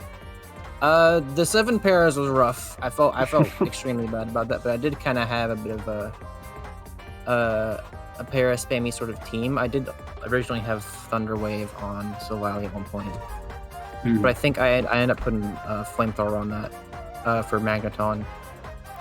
Let me go down the line here. Let me do an order. Snorlax is doing Snorlax things. It was, I believe it was living a choice band close combat from fucking Virizion with this EV spread. So Snorlax is fucking crazy. Obviously I didn't want to leave it in on Virizion, but you know. I specifically had Normalium Z because I was really scared of Trick on Rotom, which it also does E-Crystal, so that didn't matter. But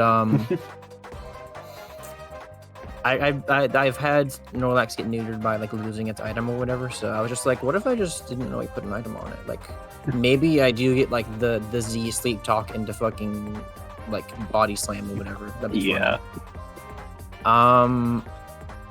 And this is, I should mention, this is his brother. This is not Snorlax. Because you may notice his dog is also not here. He's out taking his dog for a walk. He's going to the adoption center, getting a new dog. Yeah. His brother came in clutch this week, though, I think. Yeah. Then we got Volplum here. This is what Volplum does. Is Strength Sap, you know, it's bold. The Covert Cloak is specifically for like flinches with Zen Headbutt on Virizion, which that thing had the exact set I was predicting. Like Zen Headbutt, close combat, and I think it was like Stone Edge or something. It didn't matter because it got crit immediately, but like I think Claudes are scary. I was so fucking scared of that thing. Jesus Christ. Yeah. Peb Sherman here. It was super clutch. I'm so glad I traded for this guy because having a Wish Passer is like, it's so freeing for the building process. The EVs are for, I think, nothing in particular is coming into mind, but it's for Virizion. It's a good backup check against Virizion. It can tank some stuff from Clawitzer too, because it does have very naturally high special defense. Mm-hmm. And then Psyshock was doing good damage against Virizion too. We got Silvally here. You may notice the EVs. Most of this is for something. The 4 special attack is just for the bit. That's not for anything. I wish I remembered what most of this stuff was for, but I don't. I think it was just another thing that was faster than Clawitzer, and it could kill it. It could kill it big and good. Let's see here. I'll go over White Shadow first. This is the first time I've brought White Shadow in a bit. Spikes was extremely good to have for this roster, I found. Rotom Fan was like a huge, like... Oh, this was Hydration also, I forgot. That wasn't anything. That was supposed to be Sticky Cold. But it's fine, didn't matter. Pretty standard shit it did, though. I think the speed was like exactly enough for Jolly Virizion, I believe. Nothing too crazy there. And then Single Moms here kind of fucking carried. She got all 6 kills, which like it didn't process to me like during the match, but like she kind of owned, because she's like 2 points exactly faster than Virizion, which is Ray's fastest guy. Yeah. And then Aerial Ace just happened to be like the perfect coverage for that thing. And Expert Belt helped it get to like some ranges on like Rotom, and the EQ ranges on like Muck. Muck was also pretty scary for me, also, but that didn't come. Yeah, Single Moms was nuts this game. I've neglected to mention this until now, but just to avoid any like association, I should mention Single Moms is divorced moms. They're all the same mom, but they're also 3 separate moms. You may remember it from last league before Hulk Toilet retired. He did mention he had a family life that he wanted to attend to. That did not... he's a divorced dad. Hulk Toilet is a divorced dad. I have not heard from him since this sort of incident. I've wanted Single Moms, like, you know, she's a bunch of hardworking moms. Like, I want to give her that credit. I don't want her to, like, be associated with that stigma, but, like, she wants to, like, set the record straight in case anyone, like, tries to start anything with her. Like she's her own person. Like she's a hardworking mom. But hopefully this. I don't know if it was actually him. I don't know if this is like some like fueled campaign of hate, like after getting fucking divorced. Like I don't know. I have no idea. I just want to put my heart out to the victims of the forest massacre though, and was also a very good great game with Ray. Other than that, I think that pretty much covers everything I want to say. All right. Yeah. Well, good shit. Thanks for your time. Oh, my favorite guy. I mean, it's Dugtrio. It's a little bit of like an Aggron situation. It's like you in the moment you don't really think about the fact that it killed like fucking everything, but it did though. It did even more than Aggron, because Aggron was 5 kills. This was a full 6 kill guy. A lot of it did hinge on single moms, but it hinged a lot more than I thought it did. Kind of nuts. Yeah. All right, good shit. All right. Let's just got word. I got word from the police also. Unboxo Man has been released because they saw footage of him eating someone else's peanut butter and jelly sandwich at the time of the crime. He's a fucker, dude. He really is a fucker. I don't know if I can keep letting this guy on my stream. People keep getting word today. I feel like people are getting word constantly today. That's all I'm gonna say on the matter. Ray, what's up? Well, not much, you know. I was looking at the chances. Getting full parried 4 times in a row is a 1 in 256 chance. So I did basically get 1 in 256 glitched in Gen 9. But yeah, just to get into the team, my basic idea with this team is I just wanted I wanted Cloudster and Roseon just to be like these really scary breakers that kind of invite in certain switch-ins from WAFFLOES. I can keep them. I didn't feel like there was a lot of room for Togetic here, so I decided to go with Z Parting Shot to potentially like keep them both healthy just from like general chip and Life Orb recoil on Virizion.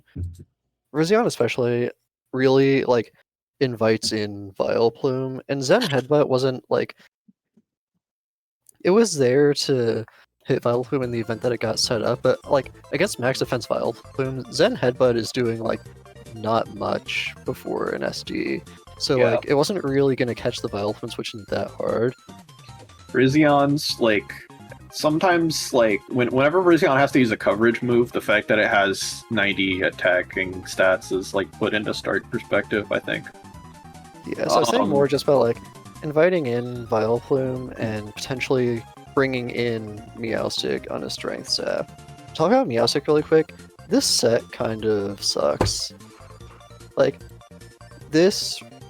my idea behind this is, so if it comes in on a strength sap, then like, it gets a +2 from getting its attack dropped, and depending on the switch in, Trailblaze will like, it'll let it outspeed like Scarf Houndoom, or like normal non-Scarf Dugtrio. If it comes in on Dugtrio, it can actually get another competitive boost from having its speed lowered by Tangling Hair without actually losing the speed.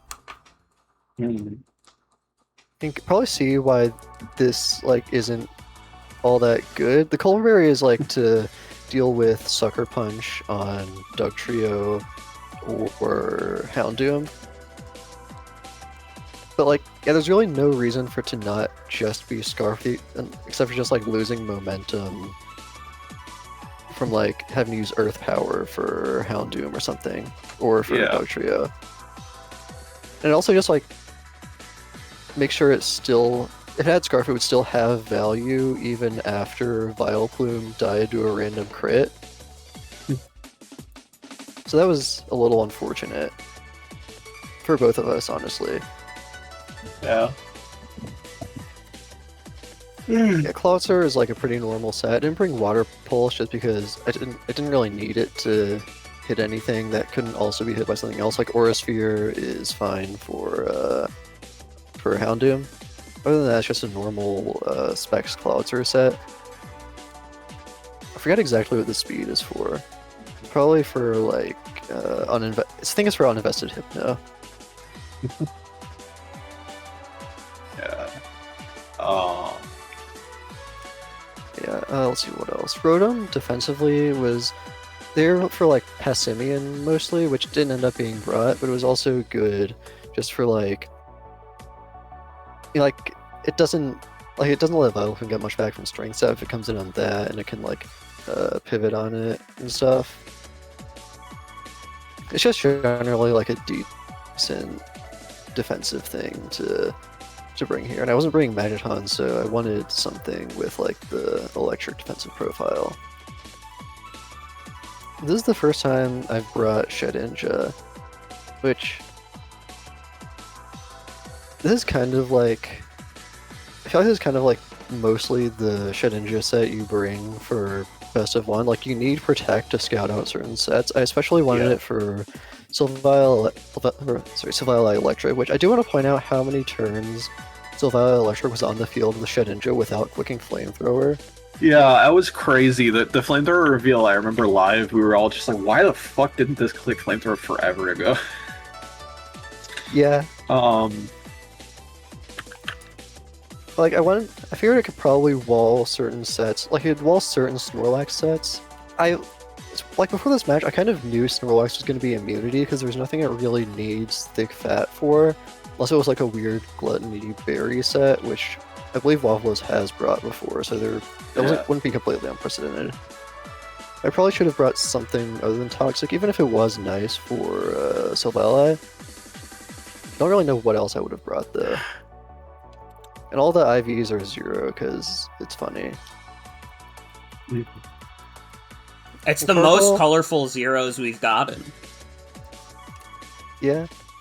Yeah, Carkle also pretty straightforward, just like Dual Hazard, Spinner, Zone Edge. I wasn't sure if I really wanted Dual Hazards initially, but I figured there were enough Rocks resists on WAFFLOES' roster where I kind of wanted the potential pressure for Spikes and Stealth Rock. Yeah. And to bring a fire move just because I wanted it to like be able to like come in on Houndoom and actually do something to it. And like, I guess for like closing thoughts, even though the Hex was pretty bad this game, I don't really think it would have made a difference because I didn't prep very well around Dugtrio Lola. I definitely should have, considering I definitely needed something to deal with the speed tier. Yeah. But I just wasn't really paying too close attention to it for whatever reason. I think Virizion can be like a trap sometimes because it's like your brain like automatically negates the idea that Edgequake is a problem for you, and then yeah. Oops. And also, I did not even remotely think about it getting Aerial Ace. And also, like, probably one of the worst plays I made that match was trying to bring in Meowstic on the defog at like the very start of the game. That was extremely greedy. Definitely should not have done that. I think it was reasonable, but it got called out for sure. But yeah, yeah, good shit. Thanks for your time. Anybody have a or not anybody? Morgan, do you have a favorite mod? You know, I think it has to be Clawitzer. Because it really does. It just clicks the big buttons and insta-kills things. It's like fucking... Killing Vileplume in like one hit is a lot. Unironically, Clawitzer might be the scariest mod in the league. I don't know what the fuck else it would be. Clawitzer just like insta-kills like so much shit. I mean, it has the most kills, that's for sure. Yeah. Yeah. Yeah, good shit. Thanks for your time. Yeah. Now, yeah. Okay, Sauzels is requesting to go next. So let's put the Sauzels in now. The Sauzels. The Sauzels.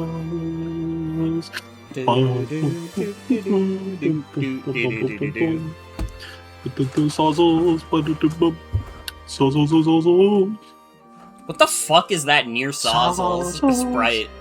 Oh, that's a laughing Buddha. That brings good feng shui. Like a laughing Buddha near the entrance of your home brings good feng shui. So it's like supposed to give like good luck and stuff. Oh, I see.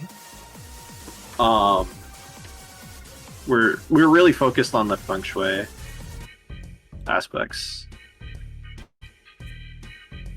Wait, what? This is not the right game. I clicked on the wrong one. Oopsie. This is the right one. Alright, Shuckle lead into Nidoqueen. It gets taunted immediately, but it has Mental Herb. This is a fascinating first couple of turns that I really want to talk about. Taunt, Mental Herb, Infestation, Poison Point proc on the Infestation. Why the fuck is Infestation a contact move? Fine Gambit.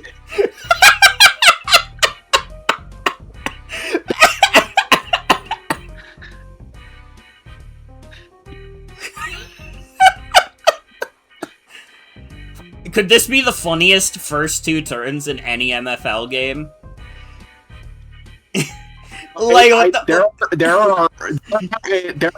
are some funnier turns in this. I don't think they're the first 2 turns, but there's some funnier turns in this. There's some funnier earlier turns. I don't know if it's the first 2, but there's some funnier early turns in another game this week. But those are really funny. Let's be clear.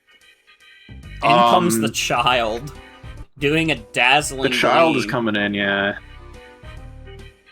When we get to Comona game, we'll talk about taunt. An extraordinarily funny sequence that happens. But here comes Armaldo on Body Slam. Doesn't get parried. In comes Mawile. Doesn't intimidate on Armaldo, but gets knocked off for its trouble. Gets rid of the Rocky Helmet.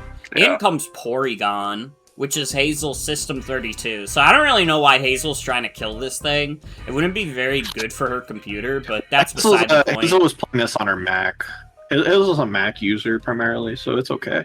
Oh, okay.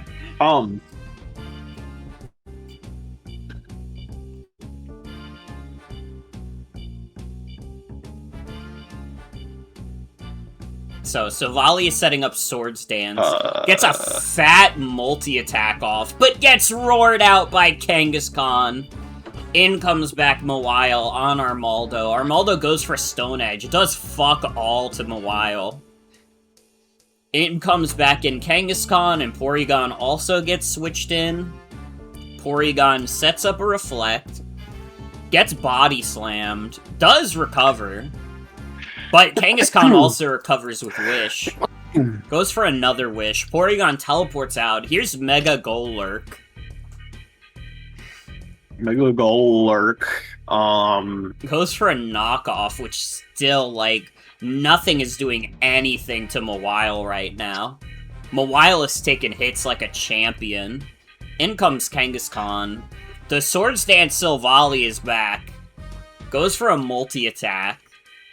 Gets roared out again. Hazel knows that, you know, she can just roar out with that +2 as long as that. But, yeah, Inner Focus blocking the Intim, so Triple Axel's going to do a decent amount here. Crit on the last hit. I like to call crits on any multi-hit hits mini crits, personally. We get 2 mini crits there. It survives! Holy! If I was Mike, I would have just... Yeah. Well, you know what? The sucker happened. It's good that I'm not Mike, because a beast like me would have clicked Triple Axel again. A Palisand on Porygon. From the Palisand. Porygon sets up another Reflect. Kang coming in. Ice Beam kills Kang! Actually. And here's Cryogonal. Does a fat Freeze Dry. Teleports out. In comes Armaldo. Palisand is here. Gets hit by Knockoff. Doesn't take that much, to be honest, considering it's super effective. Shore up after getting Toxic. Sauzel's icon has changed to Lyra. For a second. Yeah, Hazel left for and joined because her internet died, and then she came back, and then she kept walling this, and then She ate the knock from that guy, but lost her Koba Berry. That's the flying berry for those unaware. Abra coming in, but Cryogonal gonna take jack shit from Dazzling Gleam. But Cryogonal gonna take a fair bit from Thunderwave. Well, not damage, but like, you know, just in terms of just spiritually, it's gonna take a lot. Yeah. And then it just dies to multi-attack. Palisand gonna come in. It's gonna power gem the Silvally. Silvally but it's not quite gonna survives. kill. Now it's time for Pangoro to bullet punch. Yup. Sneasel's dead to rocks here, and now Porygon. Hazel's gonna be deleting her System 32 here. And it's a 2-0 victory for Hazel over her friend and foe, Mike. Now let's bring Hazel in here to talk about this here team. Yo. Dude, nobody put the actual link in. Oh my god, yeah. I don't know why that's formatted to be blue and underlined. Yeah, somebody did that, and I don't know who, and I don't really like it, but I haven't bothered to fix it or tell anybody else to fix it. Let me find the thing. Yeah. Sauzels here. This is it. And I will put it on the sheet right now. Yeah, and I just put Mike's team in because that was also fake. Okay. So this is Alright. So that's my team. I don't think I put many notes for this anywhere. These EV spreads are relatively straightforward though, for the most part. Yeah, I can't remember what the Kangaskhan thresholds were. Yeah. I think they were somewhat arbitrary. Yeah. Earthquake was there for I mean the many rock types around, and Sliggoo. Just in case it had to do some damage to that. Like in the end, it would have been pretty happy to have either protect or priority. But you know, that's how it goes. That's how it goes in draft. Yeah. You gotta hedge your bets. Yeah, Kangaskhan was just kind of there as it's fulfilling the same role it always is, as just kind of a general glue that gets up the wishes, and just kind of a reliable gal. I don't know. I don't know if that's a single mom. We just dealt with a lot of single moms. This is yeah. I always thought your Kangaskhan was married to Nido Queen. Yeah, I mean, yes. Okay. Well, I'm glad that's canon now. Yeah. They're a beautiful couple. Despite Faye's efforts to separate them all the time. It's true. Mawile was generally just a good, the Intimidate and the types were good switch-ins to a lot. Armaldo, Sneasel, which doesn't take Intimidate, but just can't really touch Mawile very well. And takes, apparently 98% from an Iron Head. Yeah. I don't know... I never bothered to check whether that was because of some HP investment, or if I just never calced against. I think I didn't expect Eviolite Sneasel was the thing. Yeah. But yeah, Iron Head was better than Play Rough just because, again, all the rock types. And Knockoff and Sucker Punch ended up being excellent choices to have for the utility. it was choice band and it didn't have any biz def or HP. So wait, what? It was choice band? Yeah. Okay. Did I ever look at Mike's team? Lol. Okay. That's crazy. But yeah, the helmet was also just like, Sneasel and to some extent Armaldo. Not really Armaldo, but Golisopod, U-turns, just a lot of stuff. And the fucking multi-attacks, of course. That getting knocked off early was pretty sad. Yeah.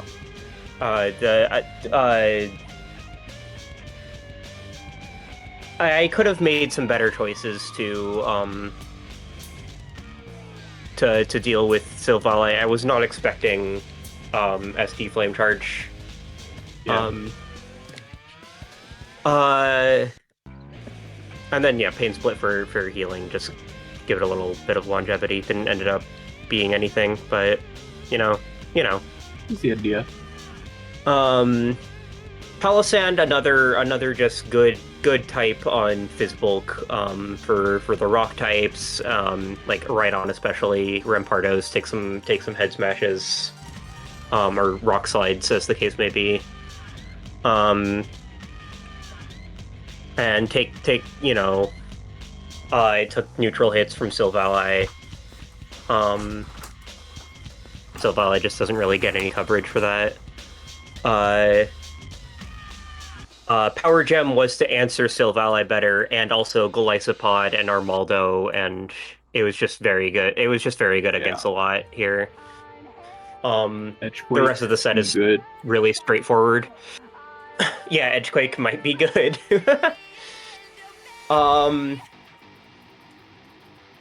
Cryogonal was here to...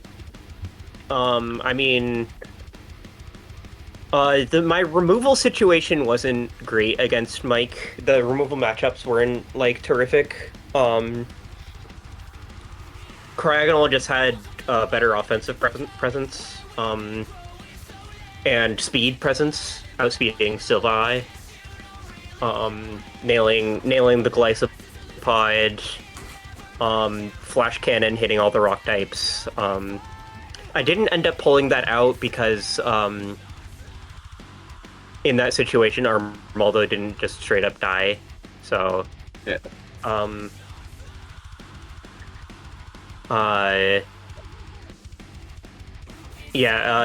Speed to outspeed Silvally, and then the rest in HP and special attack.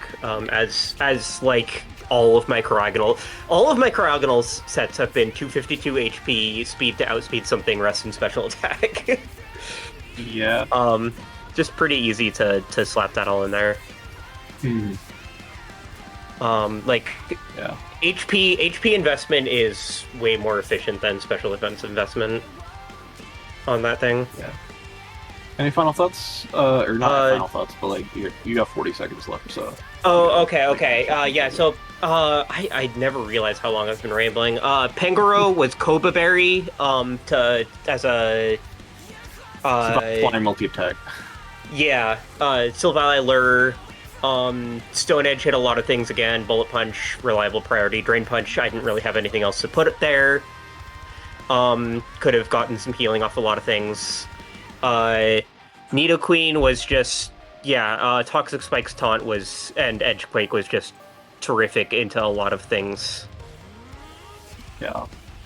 And Spidef, because I didn't have a lot of Spidef going around. Yeah. Eat some Sliggoo moves or something. Yeah. Yeah. So and Magnetric. Yeah. Right. Is that about it? No other questions. I mean, you helped build this team. No, I think that should be good. But yeah, good shit. Thanks for your time. But also, Morgan, what's your favorite guy on this? Forward to the it's maybe not the conventional pick, but I'm going with Mawile. I think Mawile soaked up a good amount of hits that match, and I mean it's a little cutie. You can't make me hate a little cutie. I mean, it would probably Kang also did a lot. Yeah, Kang also did a lot. I gotta shout out Kang as well, but my heart is going Mawile. Sometimes these picks come from the heart. Alright, waste your time, easy. And then let's look at Mike's team real quick.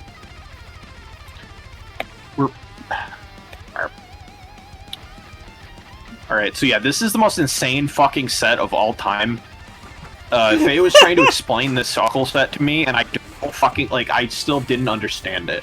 I literally, like, I don't, like, this is, like, I mean, okay, and I'm not trying to invoke Hulk Toilet right now, considering a lot of the circumstances, but, like, this, like, is kind of the Hulk Toilet of this league. What the fuck is this set? What the fuck? This was Faye's idea. This wasn't even Mike's idea. This was Faye's idea, and I don't know what the fuck it's trying to accomplish.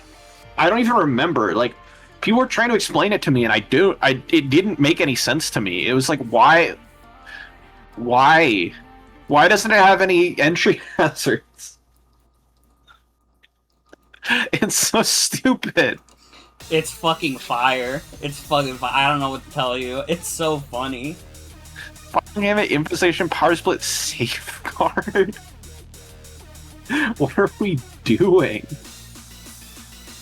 What are we actually doing here? Anyways, after that we have Abra. This is a pretty, like, normal, like, Sash Abra with, just, like, Gleam Psychic Taunt Thunderwave. This probably should have been Side Shock, but, when I saw that, I immediately said, I want my fucking taunt clicks about.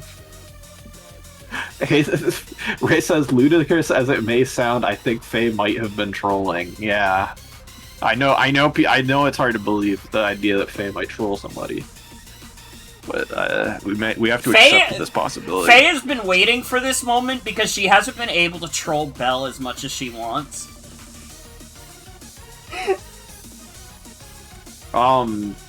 But yeah, the Survive Flying, yeah, like, this Flame Charge, Rock Slide, Multi-Attack, Swords Dance, pretty funny.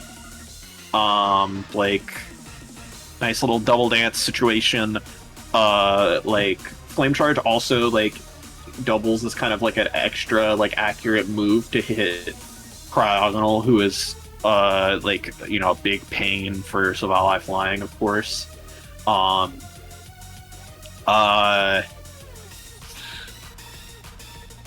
Yeah, like, Choice Band Sneasel, this is fucking normal as fuck. This is like Max Speed Jolly. I think that's probably just to make sure, just like, nobody's ever going to outspeed this fucker. But then, yeah, like, Armaldo. This is, yeah, Boots, like, Grab Spin Knockoff, Stone Edge Toxic. It's got an interesting kind of bulk spread here. 100 defense, 152 special defense. No idea what those benchmarks should be, but I'm sure they were relevant. And then,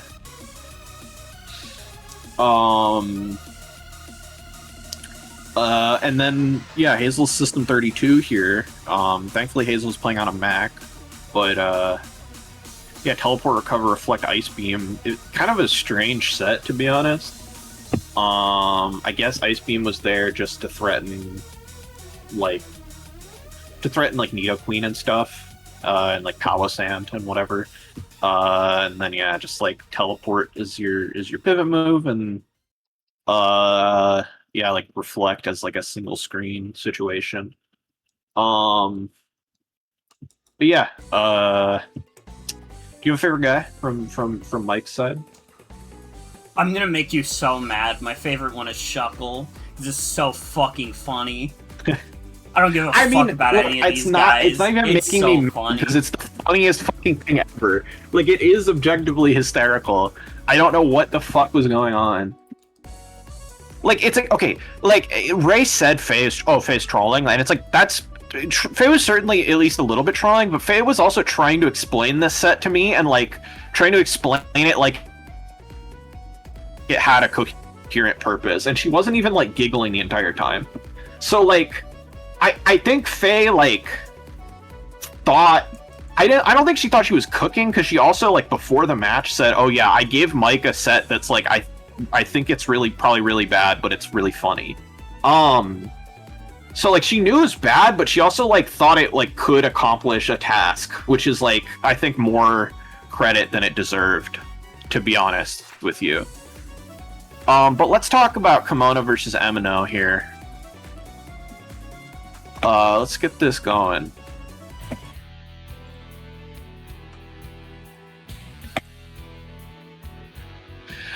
All right, so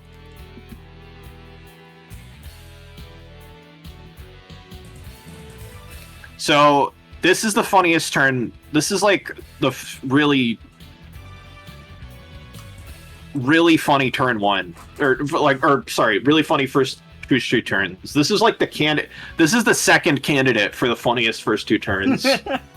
Shuckle was hilarious, but watch this. We get Stealth Rock, and then we get Knockoff. Knockoff knocks off the Eviolite.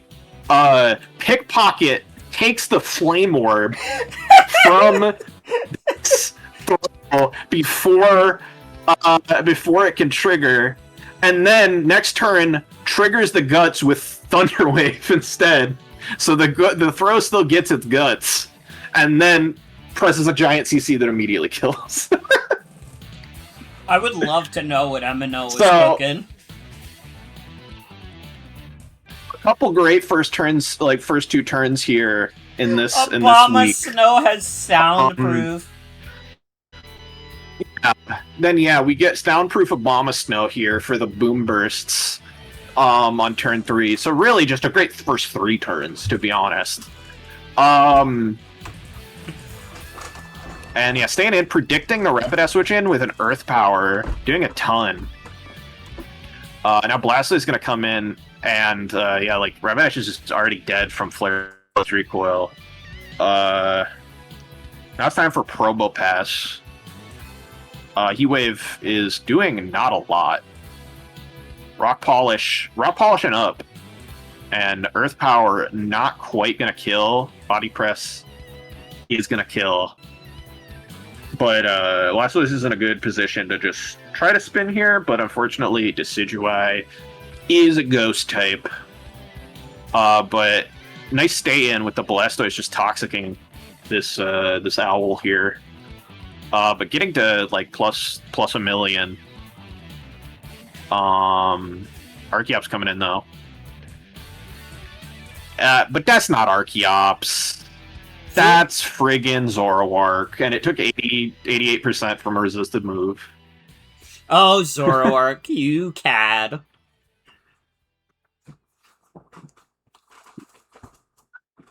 Boots get knocked off. Double Home Claws getting set up though. Not quite into Fetus yet. Roosting back up to full. And finally Stone Edging it up with these accurate Stone Edges. Much faster than chat thought, so it's chill.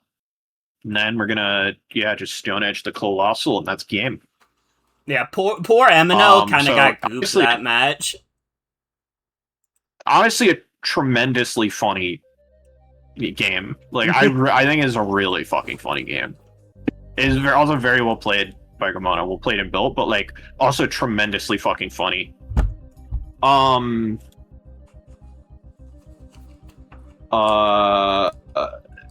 now I will. Hi. That's me. I'm Comona. What's going on with this Barrett squad? Yeah, so I started whenever I name my teams, I start with like a naming scheme, and I've been playing Final Fantasy VII Remake, and I was like, okay, like let me go through here. I was like, okay, so Blastoise, like obviously that's Barrett, right? Yeah. Big bulky guy, got guns, and then I was like, all right, now what do I name Throw? And I was like, well, low key, like kind of just like physical Barrett, right? Like like when he uses Smackdown, I was like, okay, cool. Abomasnow, well, he's also big like Barrett, and at that point I was just like, I guess everyone's Barrett except for I love that the top of my team list is the punchline, which is that I have hidden Sephiroth among the among the 5 Barretts. Dude, a hidden Sephiroth among the Barretts would be crazy. Yeah. Yeah, and then I am not a dream.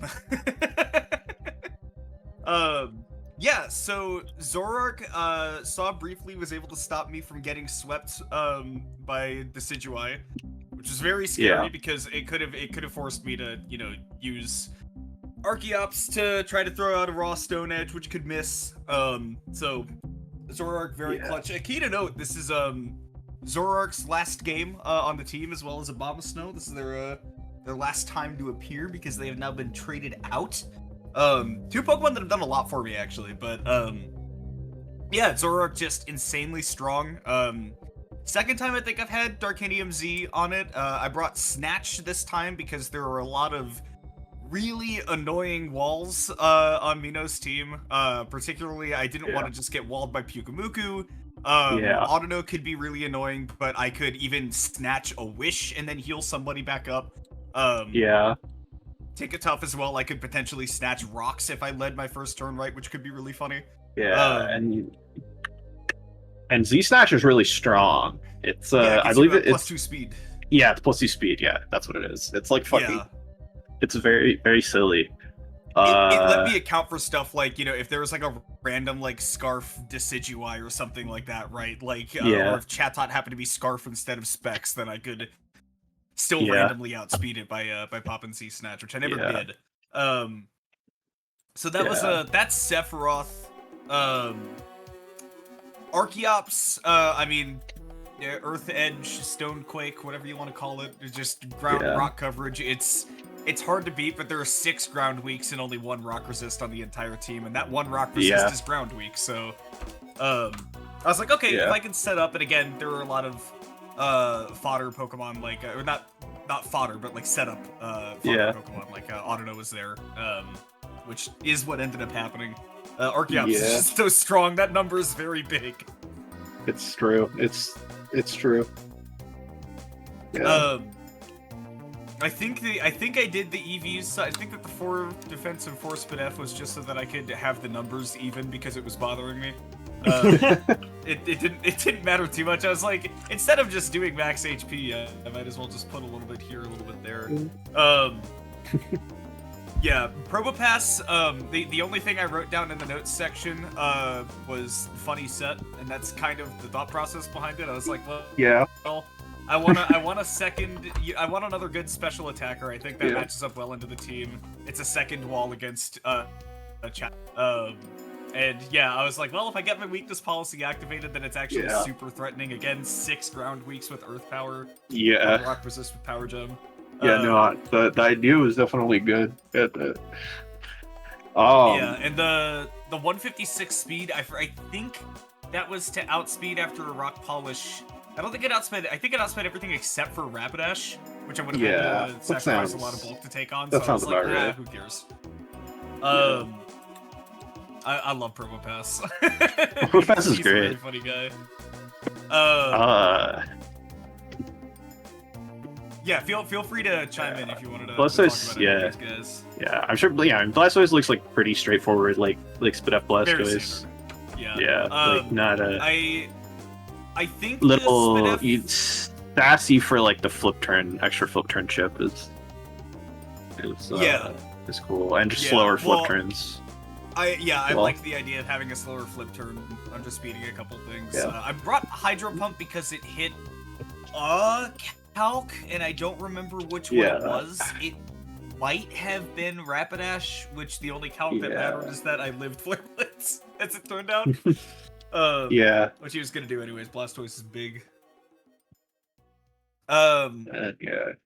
Yeah, I finally got to bring Rest Talk Throw. He didn't even get burned. That was the funniest first turn. It might be the funniest thing that has happened to me in a draft league match so far. The first two pretty ridiculous Looney Tunes first 2 turns. And I was like, okay, like I got paralyzed. I was like, okay, so like close combat is strong again as long as I get the move off, and then obviously I can rest talk it off, and it's no big deal. So Just a hard mon to remove, and then like fighting dark coverage is just really, really good. Yeah. And then Abomasnow, I think is I'm not gonna influence y'all, but that even though I don't think ever came out aside from on Chat Talk, was my favorite guy on this team by far. Yeah. I had the Soundproof is just hilarious. Soundproof along with Zoroark is so good because I got to mind game it at least once where like somebody might go, wait a second, there's no snow, but I revealed Soundproof immediately when I switched to chat on, obviously. But it's so funny because you go, where's the snow? That has to be Zoroark, and then it's just no Ice Beam like. Didn't even think about that layer of it. That's hilarious. I know. I was like, I was hoping it might come up, but if it didn't, that's fine. Like, Sephiroth came in and did his job.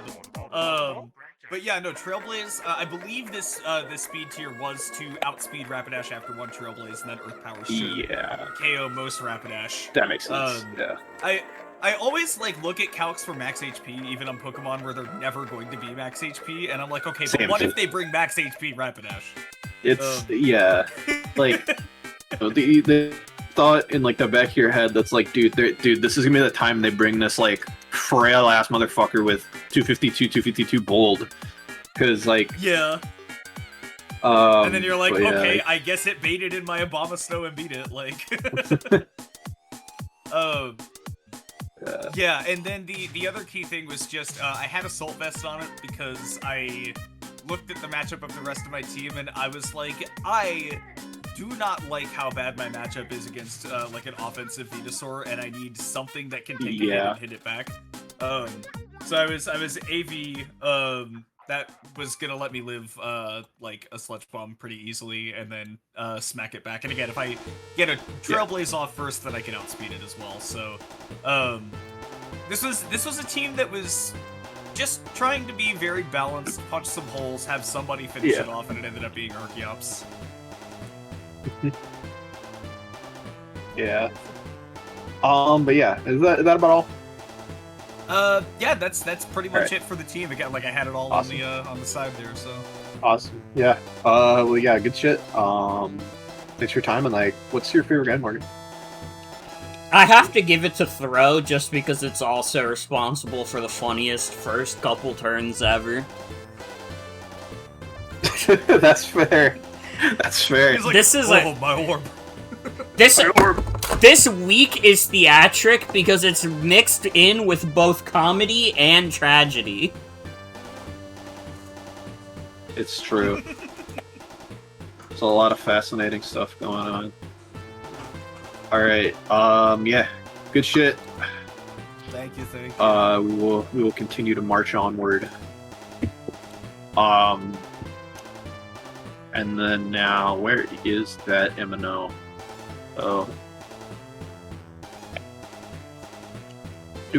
Okay, so let's Sienna, can I ask you a question real quick? Yeah. Do you ever get scared that during these streams you're gonna click on the bookmark that says, "What is my IP address?" I don't give a fuck. IP chicken, check it out. Are you on a VPN? Anyways. Aw. Sienna!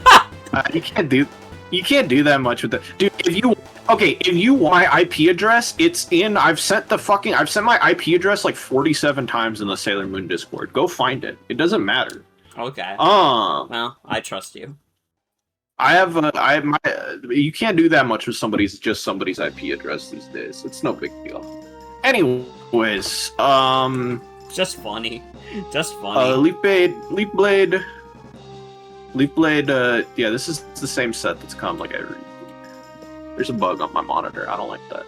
This is the same set that's come like every week. This is a little different, I think. Maybe not. I don't know. It's got spin and rocks, and it's body pressing people and wisping.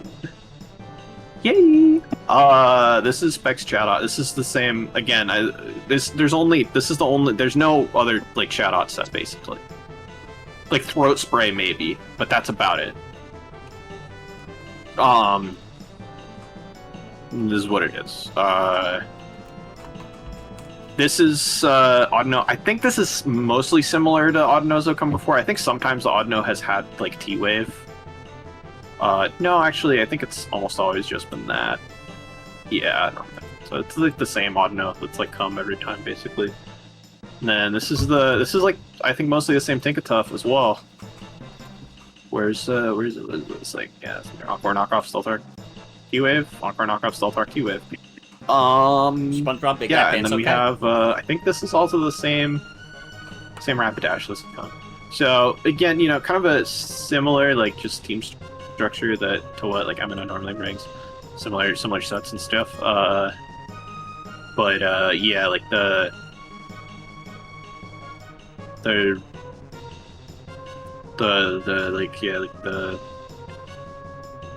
I don't know. I think your favorite guy is Tinkatuff because of the funny. So I'm not really.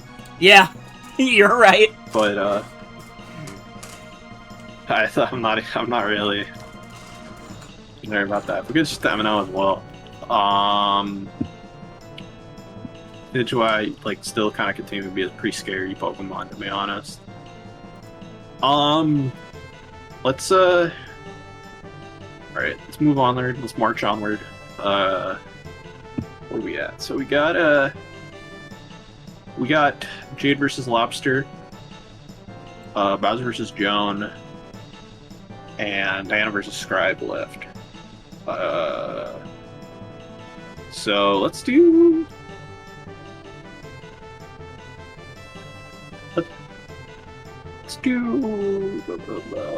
Diana versus Scribe. Because like Lobster might show up. I want to give like Lobster a little time to maybe show up. Bowser maybe a little time to show up. Because that happens. Sometimes Bowser gets a miracle. Though I think Bowser's a local, so probably not. But I don't know. Anyways, let's give this a look. Let's see. I beat you up. The Kraken. The Kraken. Can I just say also, Diana's been going crazy this league. I can't believe how many times she's won. She's really improved since the last couple leagues. Anyways, knock off turn 1 to get rid of Black Sludge. Swords dancing up though, but not gonna, you know. Oh, but Crunch not doing that much to the seed here. The clock is coming in. Clock is ticking. Double Edge does 11%. Does less than the Iron Barbs chip. And it is now seeded as well. Gonna get rid of the Eviolite. Although now Flatbush here is getting rid of the leftovers. That was me. I wasn't me like stuttering. That was me saying the name of the Pokemon, obviously. Yeah.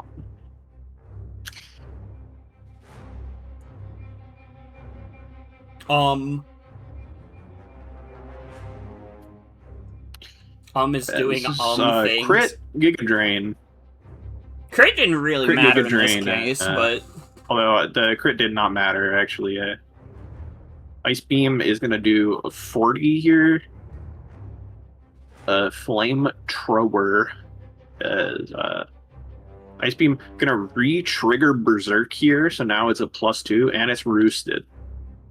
So this is now looking like a threat. But Quagsire in here, and I believe this is not unaware. It just gets whirlwinded out though. Diana's like, I don't want to even try to see if that's unaware. But Focus Blast on the fucking guy in the Electabuzz is gonna take care of that.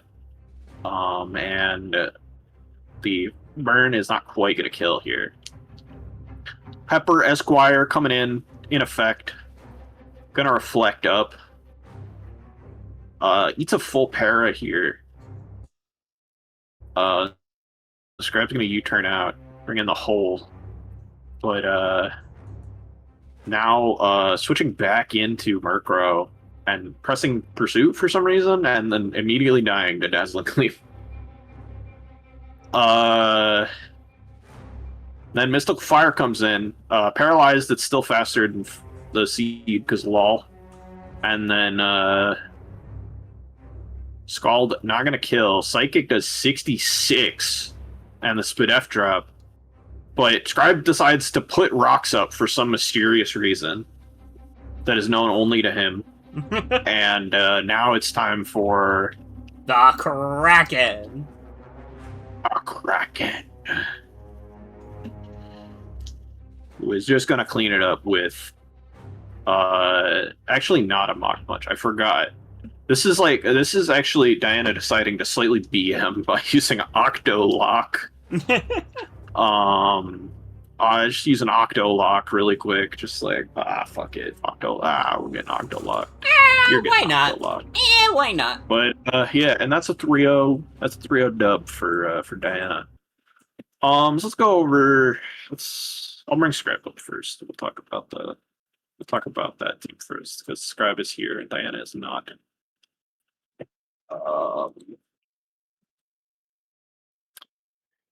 What's up? How much? To clarify what was going on in my head. So, there's this concept in sitcom writing. The term is coined by Hank Azaria while he was writing for Herman's Head in like the early 90s, called the idiot ball. Where, you know, basically it's a question of like, okay, who this week is holding the idiot ball? Yeah. I was holding the idiot ball this week. I see. Yeah. Also, I don't remember like half of like the process for building this team, to be honest. Yeah, it's kind of I was like there for some of it, and it's kind of a blur to me too. I remember Jack and also shit. Yeah. It's Ludicolo's last hurrah, except I biffed it. Yeah, I mean, to be fair, Ludicolo probably did the most work. I think it got what? It got 2 kills, 2 out of 3 kills, and managed to hold on for quite a while despite its low health and burn and whatnot. But yeah, I don't know if you remember any of like the I don't. If there's any stuff you particularly remember, like I remember that like Swalot was like an early ad because of the it having a pretty good like matchup into like Overquill, and then also like stopping the strength saps from Galarian Corsola. Yeah, there's like I'm not. Yeah, it was like one. I forgot what I had already forgotten what the fuck I was doing with this team by the time that the match happened. Yeah. Hence why you see dumb shit like these switching out. Paraseed is Steel Beam so that it can like kill itself, I guess. That I had like kind of had that on there as a joke, and then I forgot to change it by the time the game actually happened. So it's just on there. That's fair enough. And then we got pretty normal Quag. It is unaware. I'd forgotten, I guess. But it's it's a normal Quagsire. Everything here is like very normal except like. Yes, the Swalot's a little off kilter, and the Seed has Steel Beam on it. It's like even then I've been running that off kilter Swalot set this entire league. So it's really just the Steel Beam on the Steel Paraseed. Mm-hmm.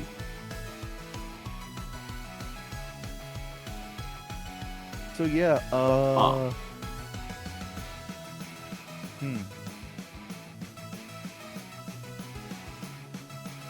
Yeah. I don't know, other than that, there's no real, the EVs are not exciting here, so. This is like yeah.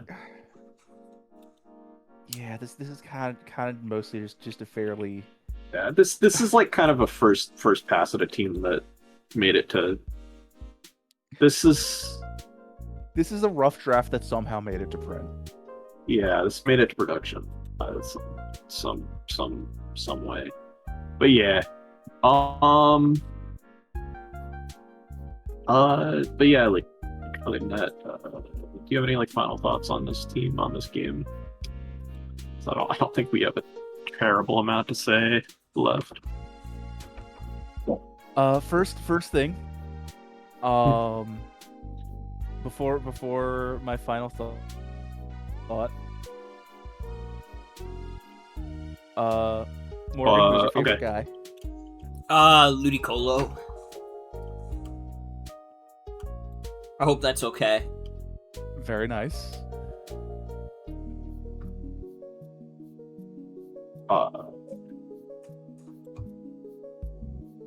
And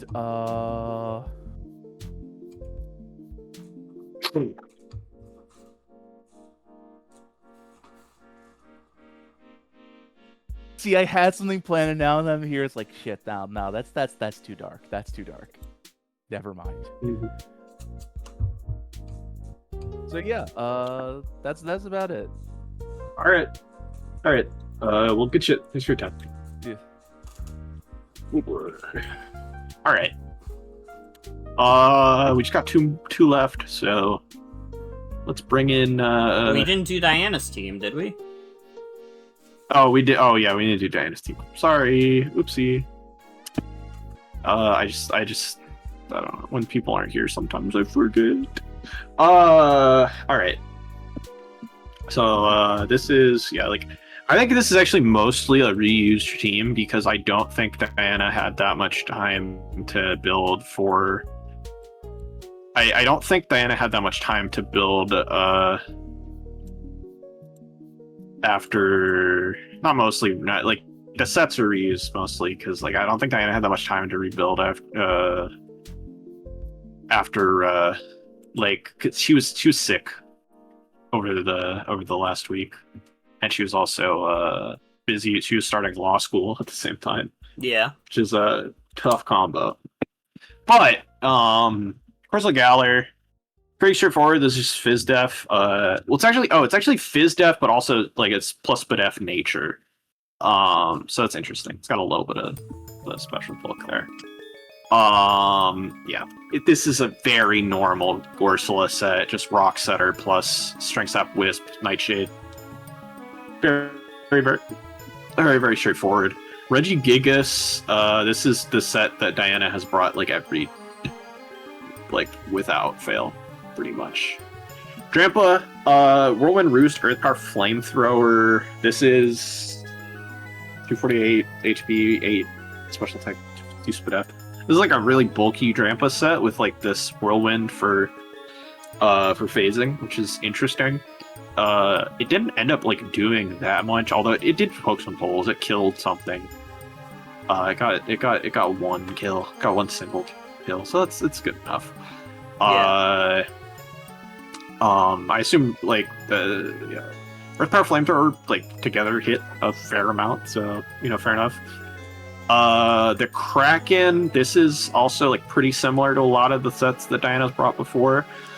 The the Technician boosted Circle Throw is just really strong and really disruptive, and then obviously Technician Lock Punch is great. Knockoff is just the natural coverage for hitting the ghost types that are immune and the psychic types that resist fighting. Bastard here, Overquill, has it's kind of a offensive, bulky offensive utility, like 2 HP, but it's adamant. It's 2 attack adamant, but it's slow. Mortal Spin, so it's the kind of the removal, and then it's got your also toxic spikes, and then just stabs, punch, poison, jab. Pretty straightforward. Nothing super to write home about. And then Mime is honestly kind of the fucking mime of the hour, as it were. Paralyzed Mr. Mime, yeah, so this is paralyzed, no speed investment Mr. Mime that was still, in fact, yeah, outspeeding stuff. Like Faye said. Gleam, Psychic, Mystical Fire, Reflect, Life Orb, it's a strange set, but it did a lot of work. It got, how many kills did it get? I guess it only got 3, but that's still a lot. Yeah, that's still half a team. Right? That's still half the Pokemon. Yeah. And it just made a lot of progress on everything, so. Yeah, like, shouts out to Mr. Mime, but who is your favorite guy? I mean, it's gotta be Mr. Mime, users. I think. Yeah. I mean, killing half a team is a lot, and like still what Faye said, paralyzed, still outspeeding is like wild. Especially because this is no speed IVs. Or EVs rather, sorry. Yeah, it's uninvested. Alright. Now we have two games left, and Joan's gonna talk about both of them, so we're making insane pace, by the way. This is what happens when we don't have technical difficulties every 5 seconds. It's true. It's true.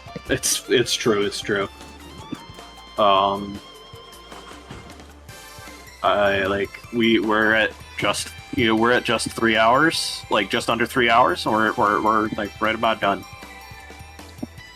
But yeah, this is Bowser versus Joan. And we're gonna get Shun's theme from Bacha Fighter 3. So let's check this out.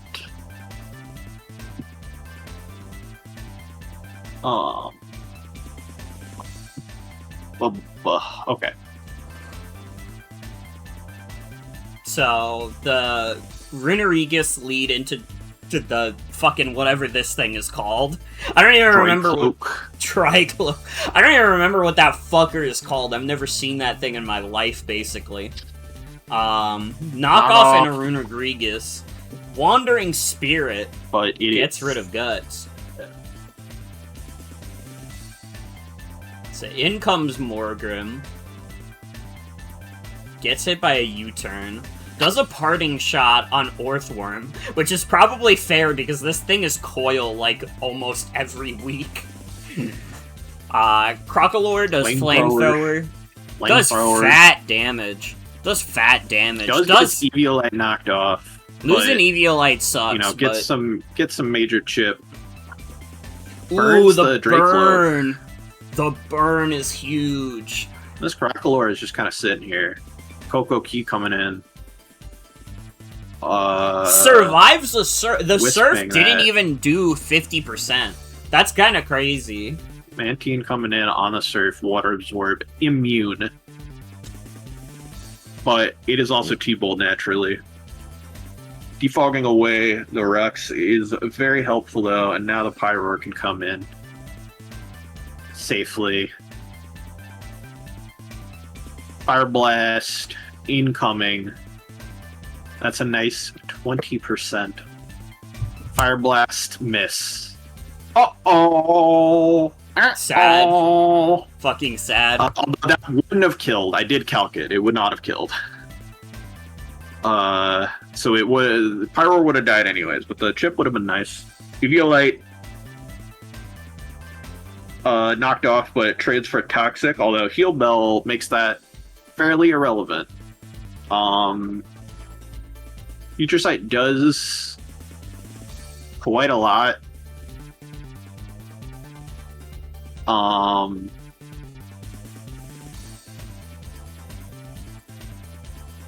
Toxics again. Trying to force a heal bell here. Goes into Mantine. Mantine Eats barely that. survives. Goes Roosts for a roost. on the heal bell. Or roosts on the wish, rather. In comes Coney Island, insta-killing Mantine. You're secking the Mantine.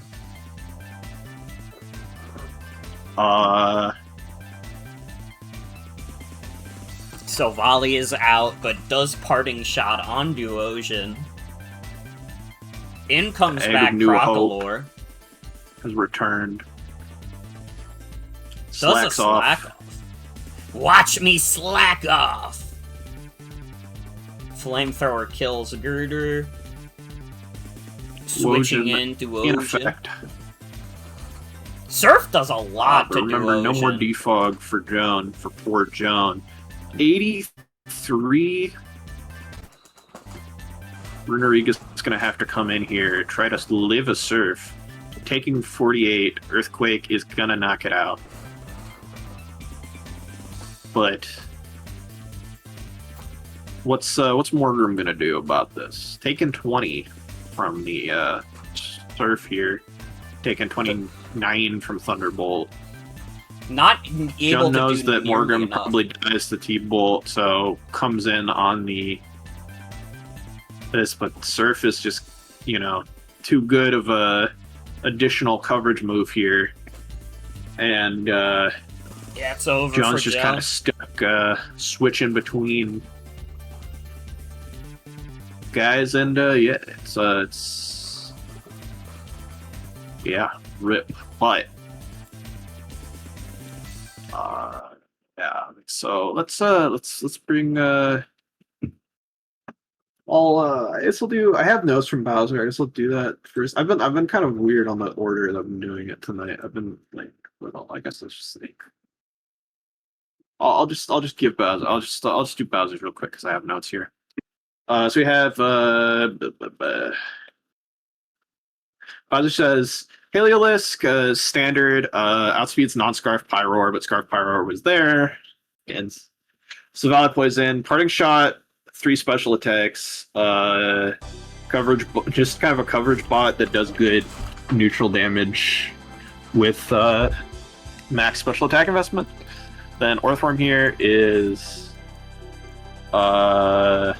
just meant to mostly put up rocks, and then it has Coil again, lol. Although that did not come into play this time. Wigglytuff is cleric support that's good at 1v1ing Duosion and other such activities. Like Moonblast Wish, Dara Field, like just very straightforward Wigglytuff. I don't know what the EVs were for exactly, but I would imagine that they did something that was relevant. They probably outsped one of the like slow defensive things. Yeah. Girder is Girder was just like kind of a tank knockoff clicker defogger.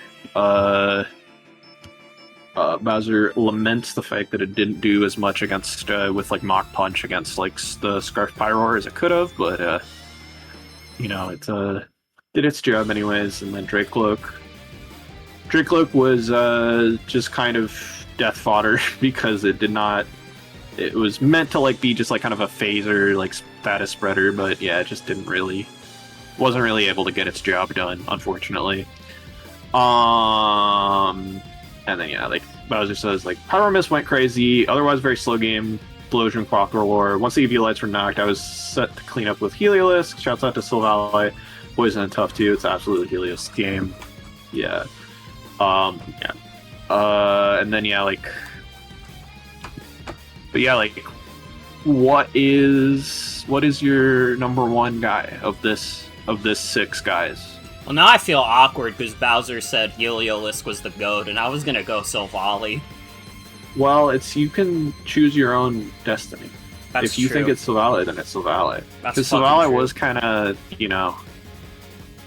Silvally was putting on a ton of like mid-game pressure, just not letting things breathe. Yeah. For sure. Yeah. Alright, then that's settled. Alright, so Valet it is. Valet poison. Now, let's talk to Joan. Joan's been waiting patiently. I feel like I always like give somebody kind of the short end of the stick where they show up like right when the shit starts and they don't get to talk for like 3 hours, and I apologize for that. But hi. Gaming. Hi. I think I didn't expect that Sauzels Poison to be so specially focused, which is definitely a big three attacks loss here. I also think that while it wouldn't have killed, the Fire Blast Slag would have absolutely prevented that, what the fuck is it called? The Lizard from making significant progress in the end game like it did. Yeah. It's fine, it's just not in the cards, you know? Yeah, it happens. It's, it was a brutal, it was still a bad it was still a bad miss. I was simply contextualizing for those unaware. Sacking Mantine there, that was like me doing a 50-50.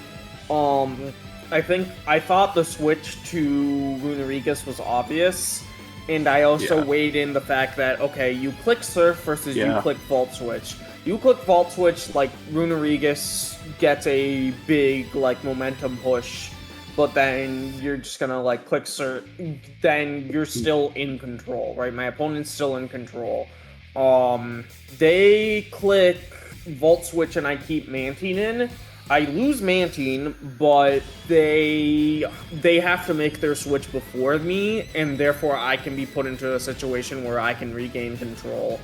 Versus, they click Surf, Runerigus, if I switch in, I lose a Pokemon and have no improved standing. Versus I keep Mantine in, and that's like the best possible outcome. So like, of that, like, four opportunity matrix of, like, opponent's choice, my choice, I just thought that keeping Mantine in was just the smarter option, regardless of if it was Surf or Vault Switch. It definitely didn't pay out, because I only have one remover on this team, and therefore it really chunked Crocalor to a point where it couldn't really tank that well anymore. But I don't know. Not much I could do there. I don't know. I don't feel like I've been playing this league very well. Yeah.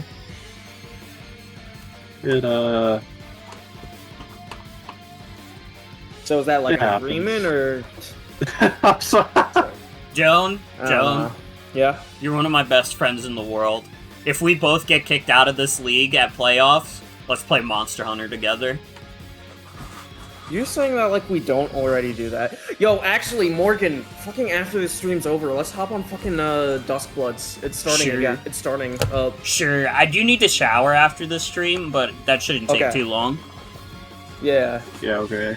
Yeah, it's, yeah, no, I mean, I think it is, like, it is clear that you've been underperforming compared to, like, probably expectations in this league, but you know, it is what it is. I mean, that's not the first time that's happened in an MFL. I think it's kind of a similar case like Lily and like MFL 1, like MFL 2 versus MFL 1 and other stuff like that, where, you know, sometimes somebody just has like a Cinderella run and then like they kind of like pick up a roster that doesn't suit their strengths as well and kind of I think I did lose a lot in the drafting phase this time. I really should have been thinking that part out, but I was this entire couple of months have been pretty busy. Yeah, it happens. But yeah, like, I mean, I still respect you a lot as a gamer. And I appreciate your presence in our league, and it makes it better. Smiles. Yay. But yeah, thanks for your time. Good shit. Yep. And what's your favorite guy, Morgan? I'm going Crocalor. I'm going Crocalor on this. It's tough. It's New between Hope. it's between two of the babies. It was between Crocolore and Duosion, but I think I respect the cut of Crocolore's chip more. Yeah, I like Crocolore. I fuck with that guy. All right, good chip. Okay, now let's look at Jade versus Lobster.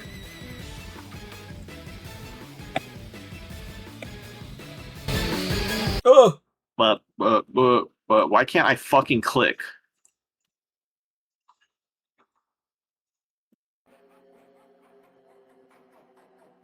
Why doesn't YouTube work? There. Okay. Alright, Lobster versus Jade.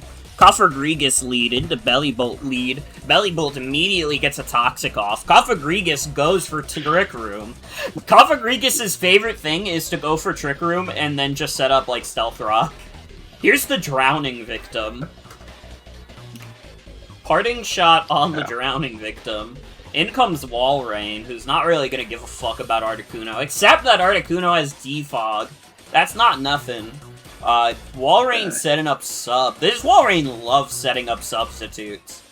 Gets a Crit fat surf surf. is brutal, but Boomburst is gonna go right through that fucking substitute, and it's scrappy. So Boomburst is just gonna fucking kill Cofagrigus. Yeah, that's an unfortunate.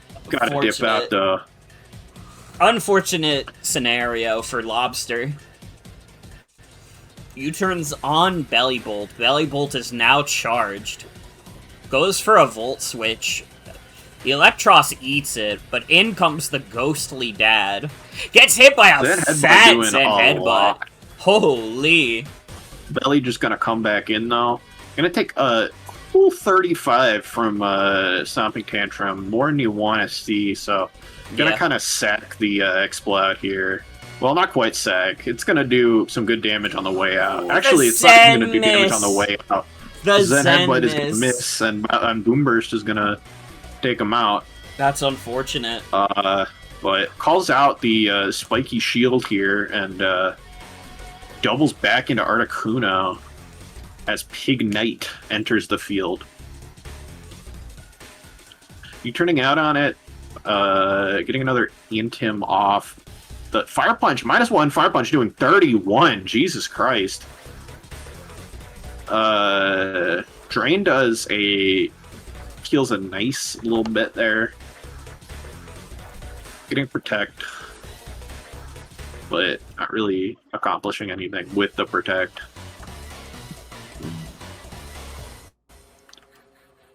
Paper Planes is going to come in, and Michael Emily wants none of that business.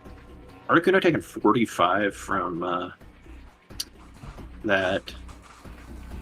But Dragonair's here now. Here's some worm, IDK. Some fucking worm, I don't know. It's Dragon Dance.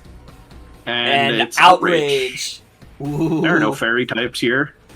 There are no steel types here even. Uh-oh. Uh-oh. Ah, it's confused. It is confused now, but it goes for it. Spiky Shield, though. And it's going to hit itself in confusion anyways. And then Sucker Punch is going to do 46. Life Orb, Sucker Punch. So it's going to clean up the differential just a little bit for Lobster, but it's not going to be enough. Close combat going to just take out that Hoenn special Bolt fucking Cacturn. And yeah, that's going to be game. So let's check out Jade's team. I will pull Joan back onto the mic for this.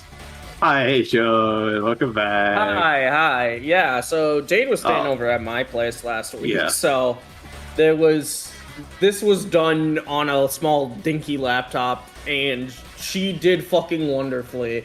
That Zen headbutt miss was kind of unfortunate. It was very intentional to try to sack the Exploud there, but I think one thing that Lobster probably could have done was click a move with perfect accuracy. Obviously, that always feels really bad to say, especially because I also got by like a accuracy miss, and it did very much like cost me like differential / the game. But I think like I think that especially when someone's going to be sacking a Pokemon, I think you absolutely need to be going for more accurate hits that will kill. Xcloud also has a very funny set with Boom Burst. So it has Throat Spray instead of choice specs because it wanted to have the option to run Roar and Taunt. And funnily, Roar, if it was clicked, would have acted as both a phasing move and like a Gen 1 growth. Well, not Gen 1 growth, but like a Gen 2 growth, which is like really, really funny as a concept. Some of the bulk on Belly Bolt here, that was for countering Magmortar's Scorching Sands so that we could slack it off. It was very, very tanky.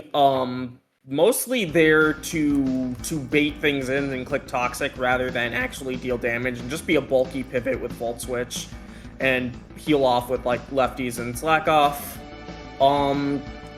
Urticuno has just enough special attack to kill a 0 SPD Kabutops after rocks, and otherwise is just a standard heavy duty boots defog utility with U-turn. Hitmontop was mostly there for wall rain, but turns out actually the dragon dealt with the dragon killer, which is really funny. There was a crit there. I don't know if that really mattered. It was 40% and it was plus. Probably didn't. Yeah. But yeah. It was mostly there for wall rain. It actually did a lot better against like Pokemon like Pignite and what was with the other one? Oh, Cacturn, obviously. Nidoking did set up like entry hazards, which is important, and did get got by that Zen headbutt on the Electros, but managed to switch out to preserve differential there. Didn't really get to do much outside of that. Dragonair, Jade was like, this is the first time Jade brought Dragonair and it did something, which is like deeply surprising, but against this roster without many steals or fairies, Dragon Dance Outrage was actually like pretty good. Yeah, and Shedskin also steals or fairies. Shedskin also helps like prevent you from getting Thunder Waved or Scalded to prevent your sweep. It doesn't like work 100% of the time, obviously, but it's still helpful in that regard. Yeah, it definitely like. I also have a note here. Michael Emily is going down a dark path, continuing his now seemingly aimless quest for vengeance, while listening to the whispers of the worm and being haunted by the family he did not save. So I feel partially responsible for this, but I also don't feel responsible for this at all. I'm not associated with Corby Barker, as you can see in my team sheet. That Morgrim was CB Dash, who is not based off of Corby Barker. Is instead a new character. He has a weird glove, and he kicks his fireballs, so it's fine. Yeah, it's not. Yeah, but yeah, it's yeah, like shit. Yeah, this is a pretty cool team. I think I'll say my piece on it, which is like I gave just a little bit of input on this team. I was talking to Eve about it, and I was basically just like right before the match, and I was basically just like, okay, you need to do like there needs to be like something on this team to prevent Swords Dance Sock from 6-0ing. And so he like threw some things together on the team, and then like Eve sent direct instructions to Jade on like how to not get 6-0'd by Swords Dance Sock, and then Swords Dance Sock didn't come, so it didn't matter. Sock didn't even come in general, but I think Sock was a very scary person in team building.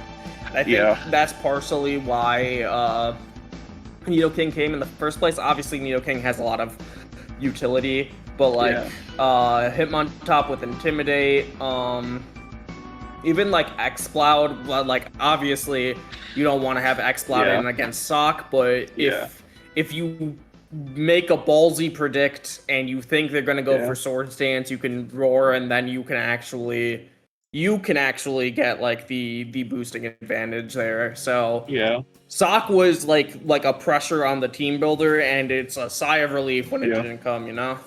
For sure. But what's your favorite guy, Morgan? Did you have a favorite character on? It's Dragonair. It's Dragonair. Yeah. I mean, it was the sweeper. It made the big numbers show up on the screen. But yeah. All right. Yeah. But thanks for your time, John. Thanks for helping elucidate team building decisions on Jade's side. I will leave you to your I assume Monster Hunter. I was doing Monster Hunter, but now I am going to probably play Duskbloods. Oh wait, I'm in the middle of a hunt. I need to finish that. Okay, good luck with your hunt. Salutes. Alright. That's our stream. We didn't have any fucking technical difficulties. Holy shit. Yes! We finished in 3.5 hours less. It was like 3.25 hours, pretty much. Yeah, 3 hours 20 minutes. That's fucking, and we had 2 games that were best of 3s. We had best of 3s. We had a long best of 3. We had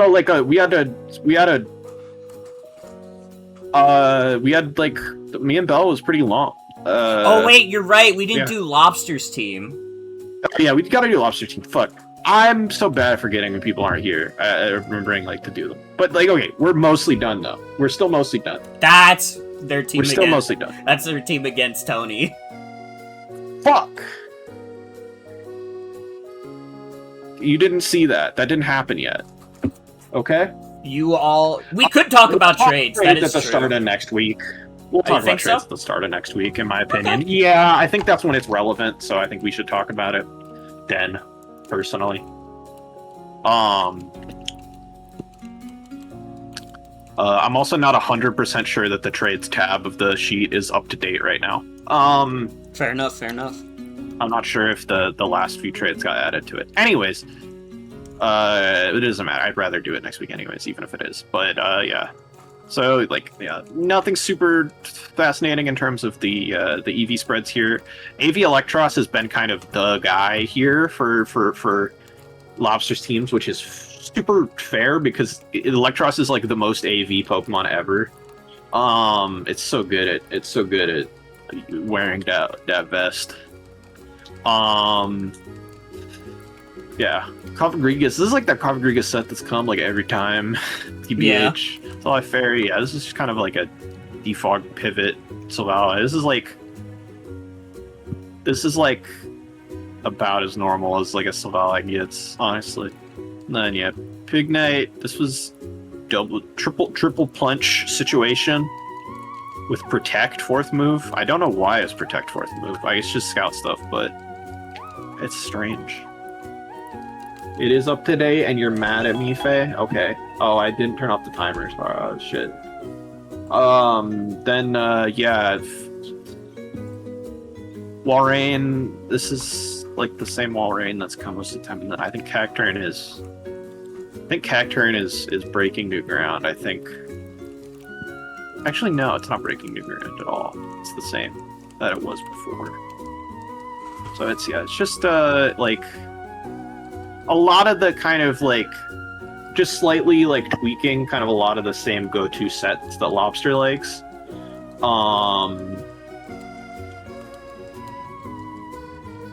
But yeah, I think what's your favorite guy though on this team? Who did you think was the most? Electros for sure. Electros for sure. Yeah.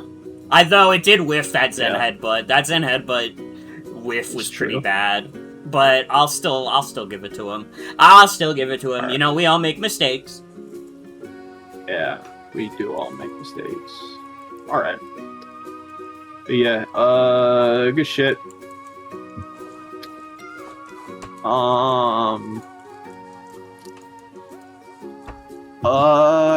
Let's double check quickly, I guess, the rankings. We can finish off on that.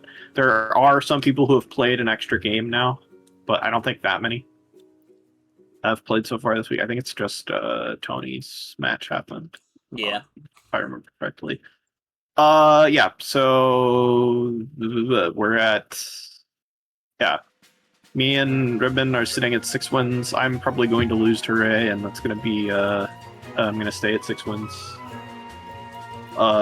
instead of going up to 7. Then yeah, like the 5-win tier, WAFFLOES, Ray. I would say most of these people are kind of our playoffs likely champions. Where I would say me and Ribbon are almost guaranteed. I would say that, well, Ribbon is guaranteed. Sorry, like I don't think it's possible to not make it. But I think me and I think I'm also practically guaranteed. I think these 3 are also most likely guaranteed. Eve, a little dicier, but I think she'll do it. So this kind of 6 is going to be the basis of our playoffs, and we're kind of competing for the last 2 slots between, mostly just between these 3-win people. And I really don't think there's anybody that's truly out of playoff contention in the 3-win tier, as long as they play out of their minds. But you do gotta play out of your mind, right? But yeah, like, I think Jade, Bowser, Comona, especially all have really good shots at this. And I always believe in Sauzels. I'm a number 1 Sauzels fan. But yeah. But yeah, like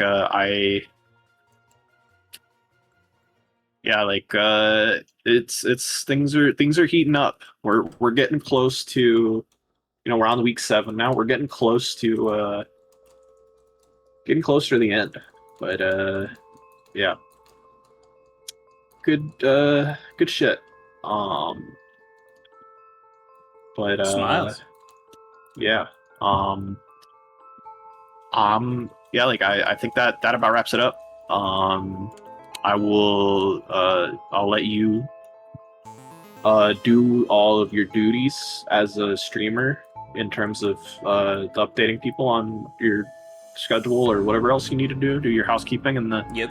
I'm gonna hop out. I'm gonna lay down because my head's starting to kind of hurt, and I'm gonna see you around.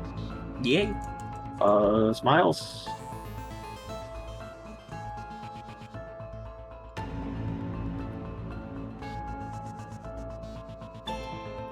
Alright. Hi, everyone. Hello. Do you guys want to look at AVGN? Let's look at AVGN real quick. Yeah, that was week 6. We got some upsets. We had some funny moments. We had MFL funny moments. I'm not over the moon about my performance in this draft league, but I'm also like, at the same time, I think it'd be fine if I didn't make playoffs. Is that weird to say? I think I'll have more free time if I don't make playoffs. Dude, doing a league and knowing we have 4 more weeks is like, oh my god, I'm getting tired. It's been fun, though. But if I didn't make playoffs, I guess that would be okay. Because then I wouldn't have to think about more shit. I do at least hope I get a 6-4 record. It would be nice to have a slightly better, win streak. But, whatever happens, happens. Whatever slappins, slappins.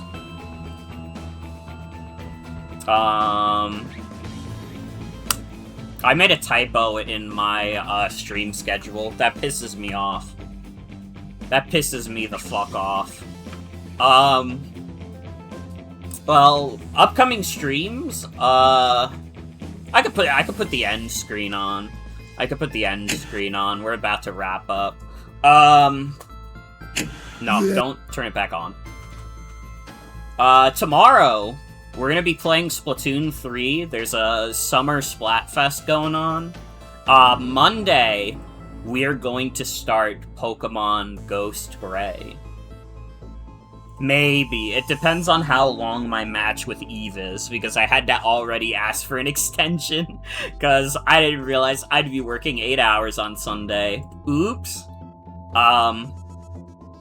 Tuesday, I'm gonna be playing more Pokopia.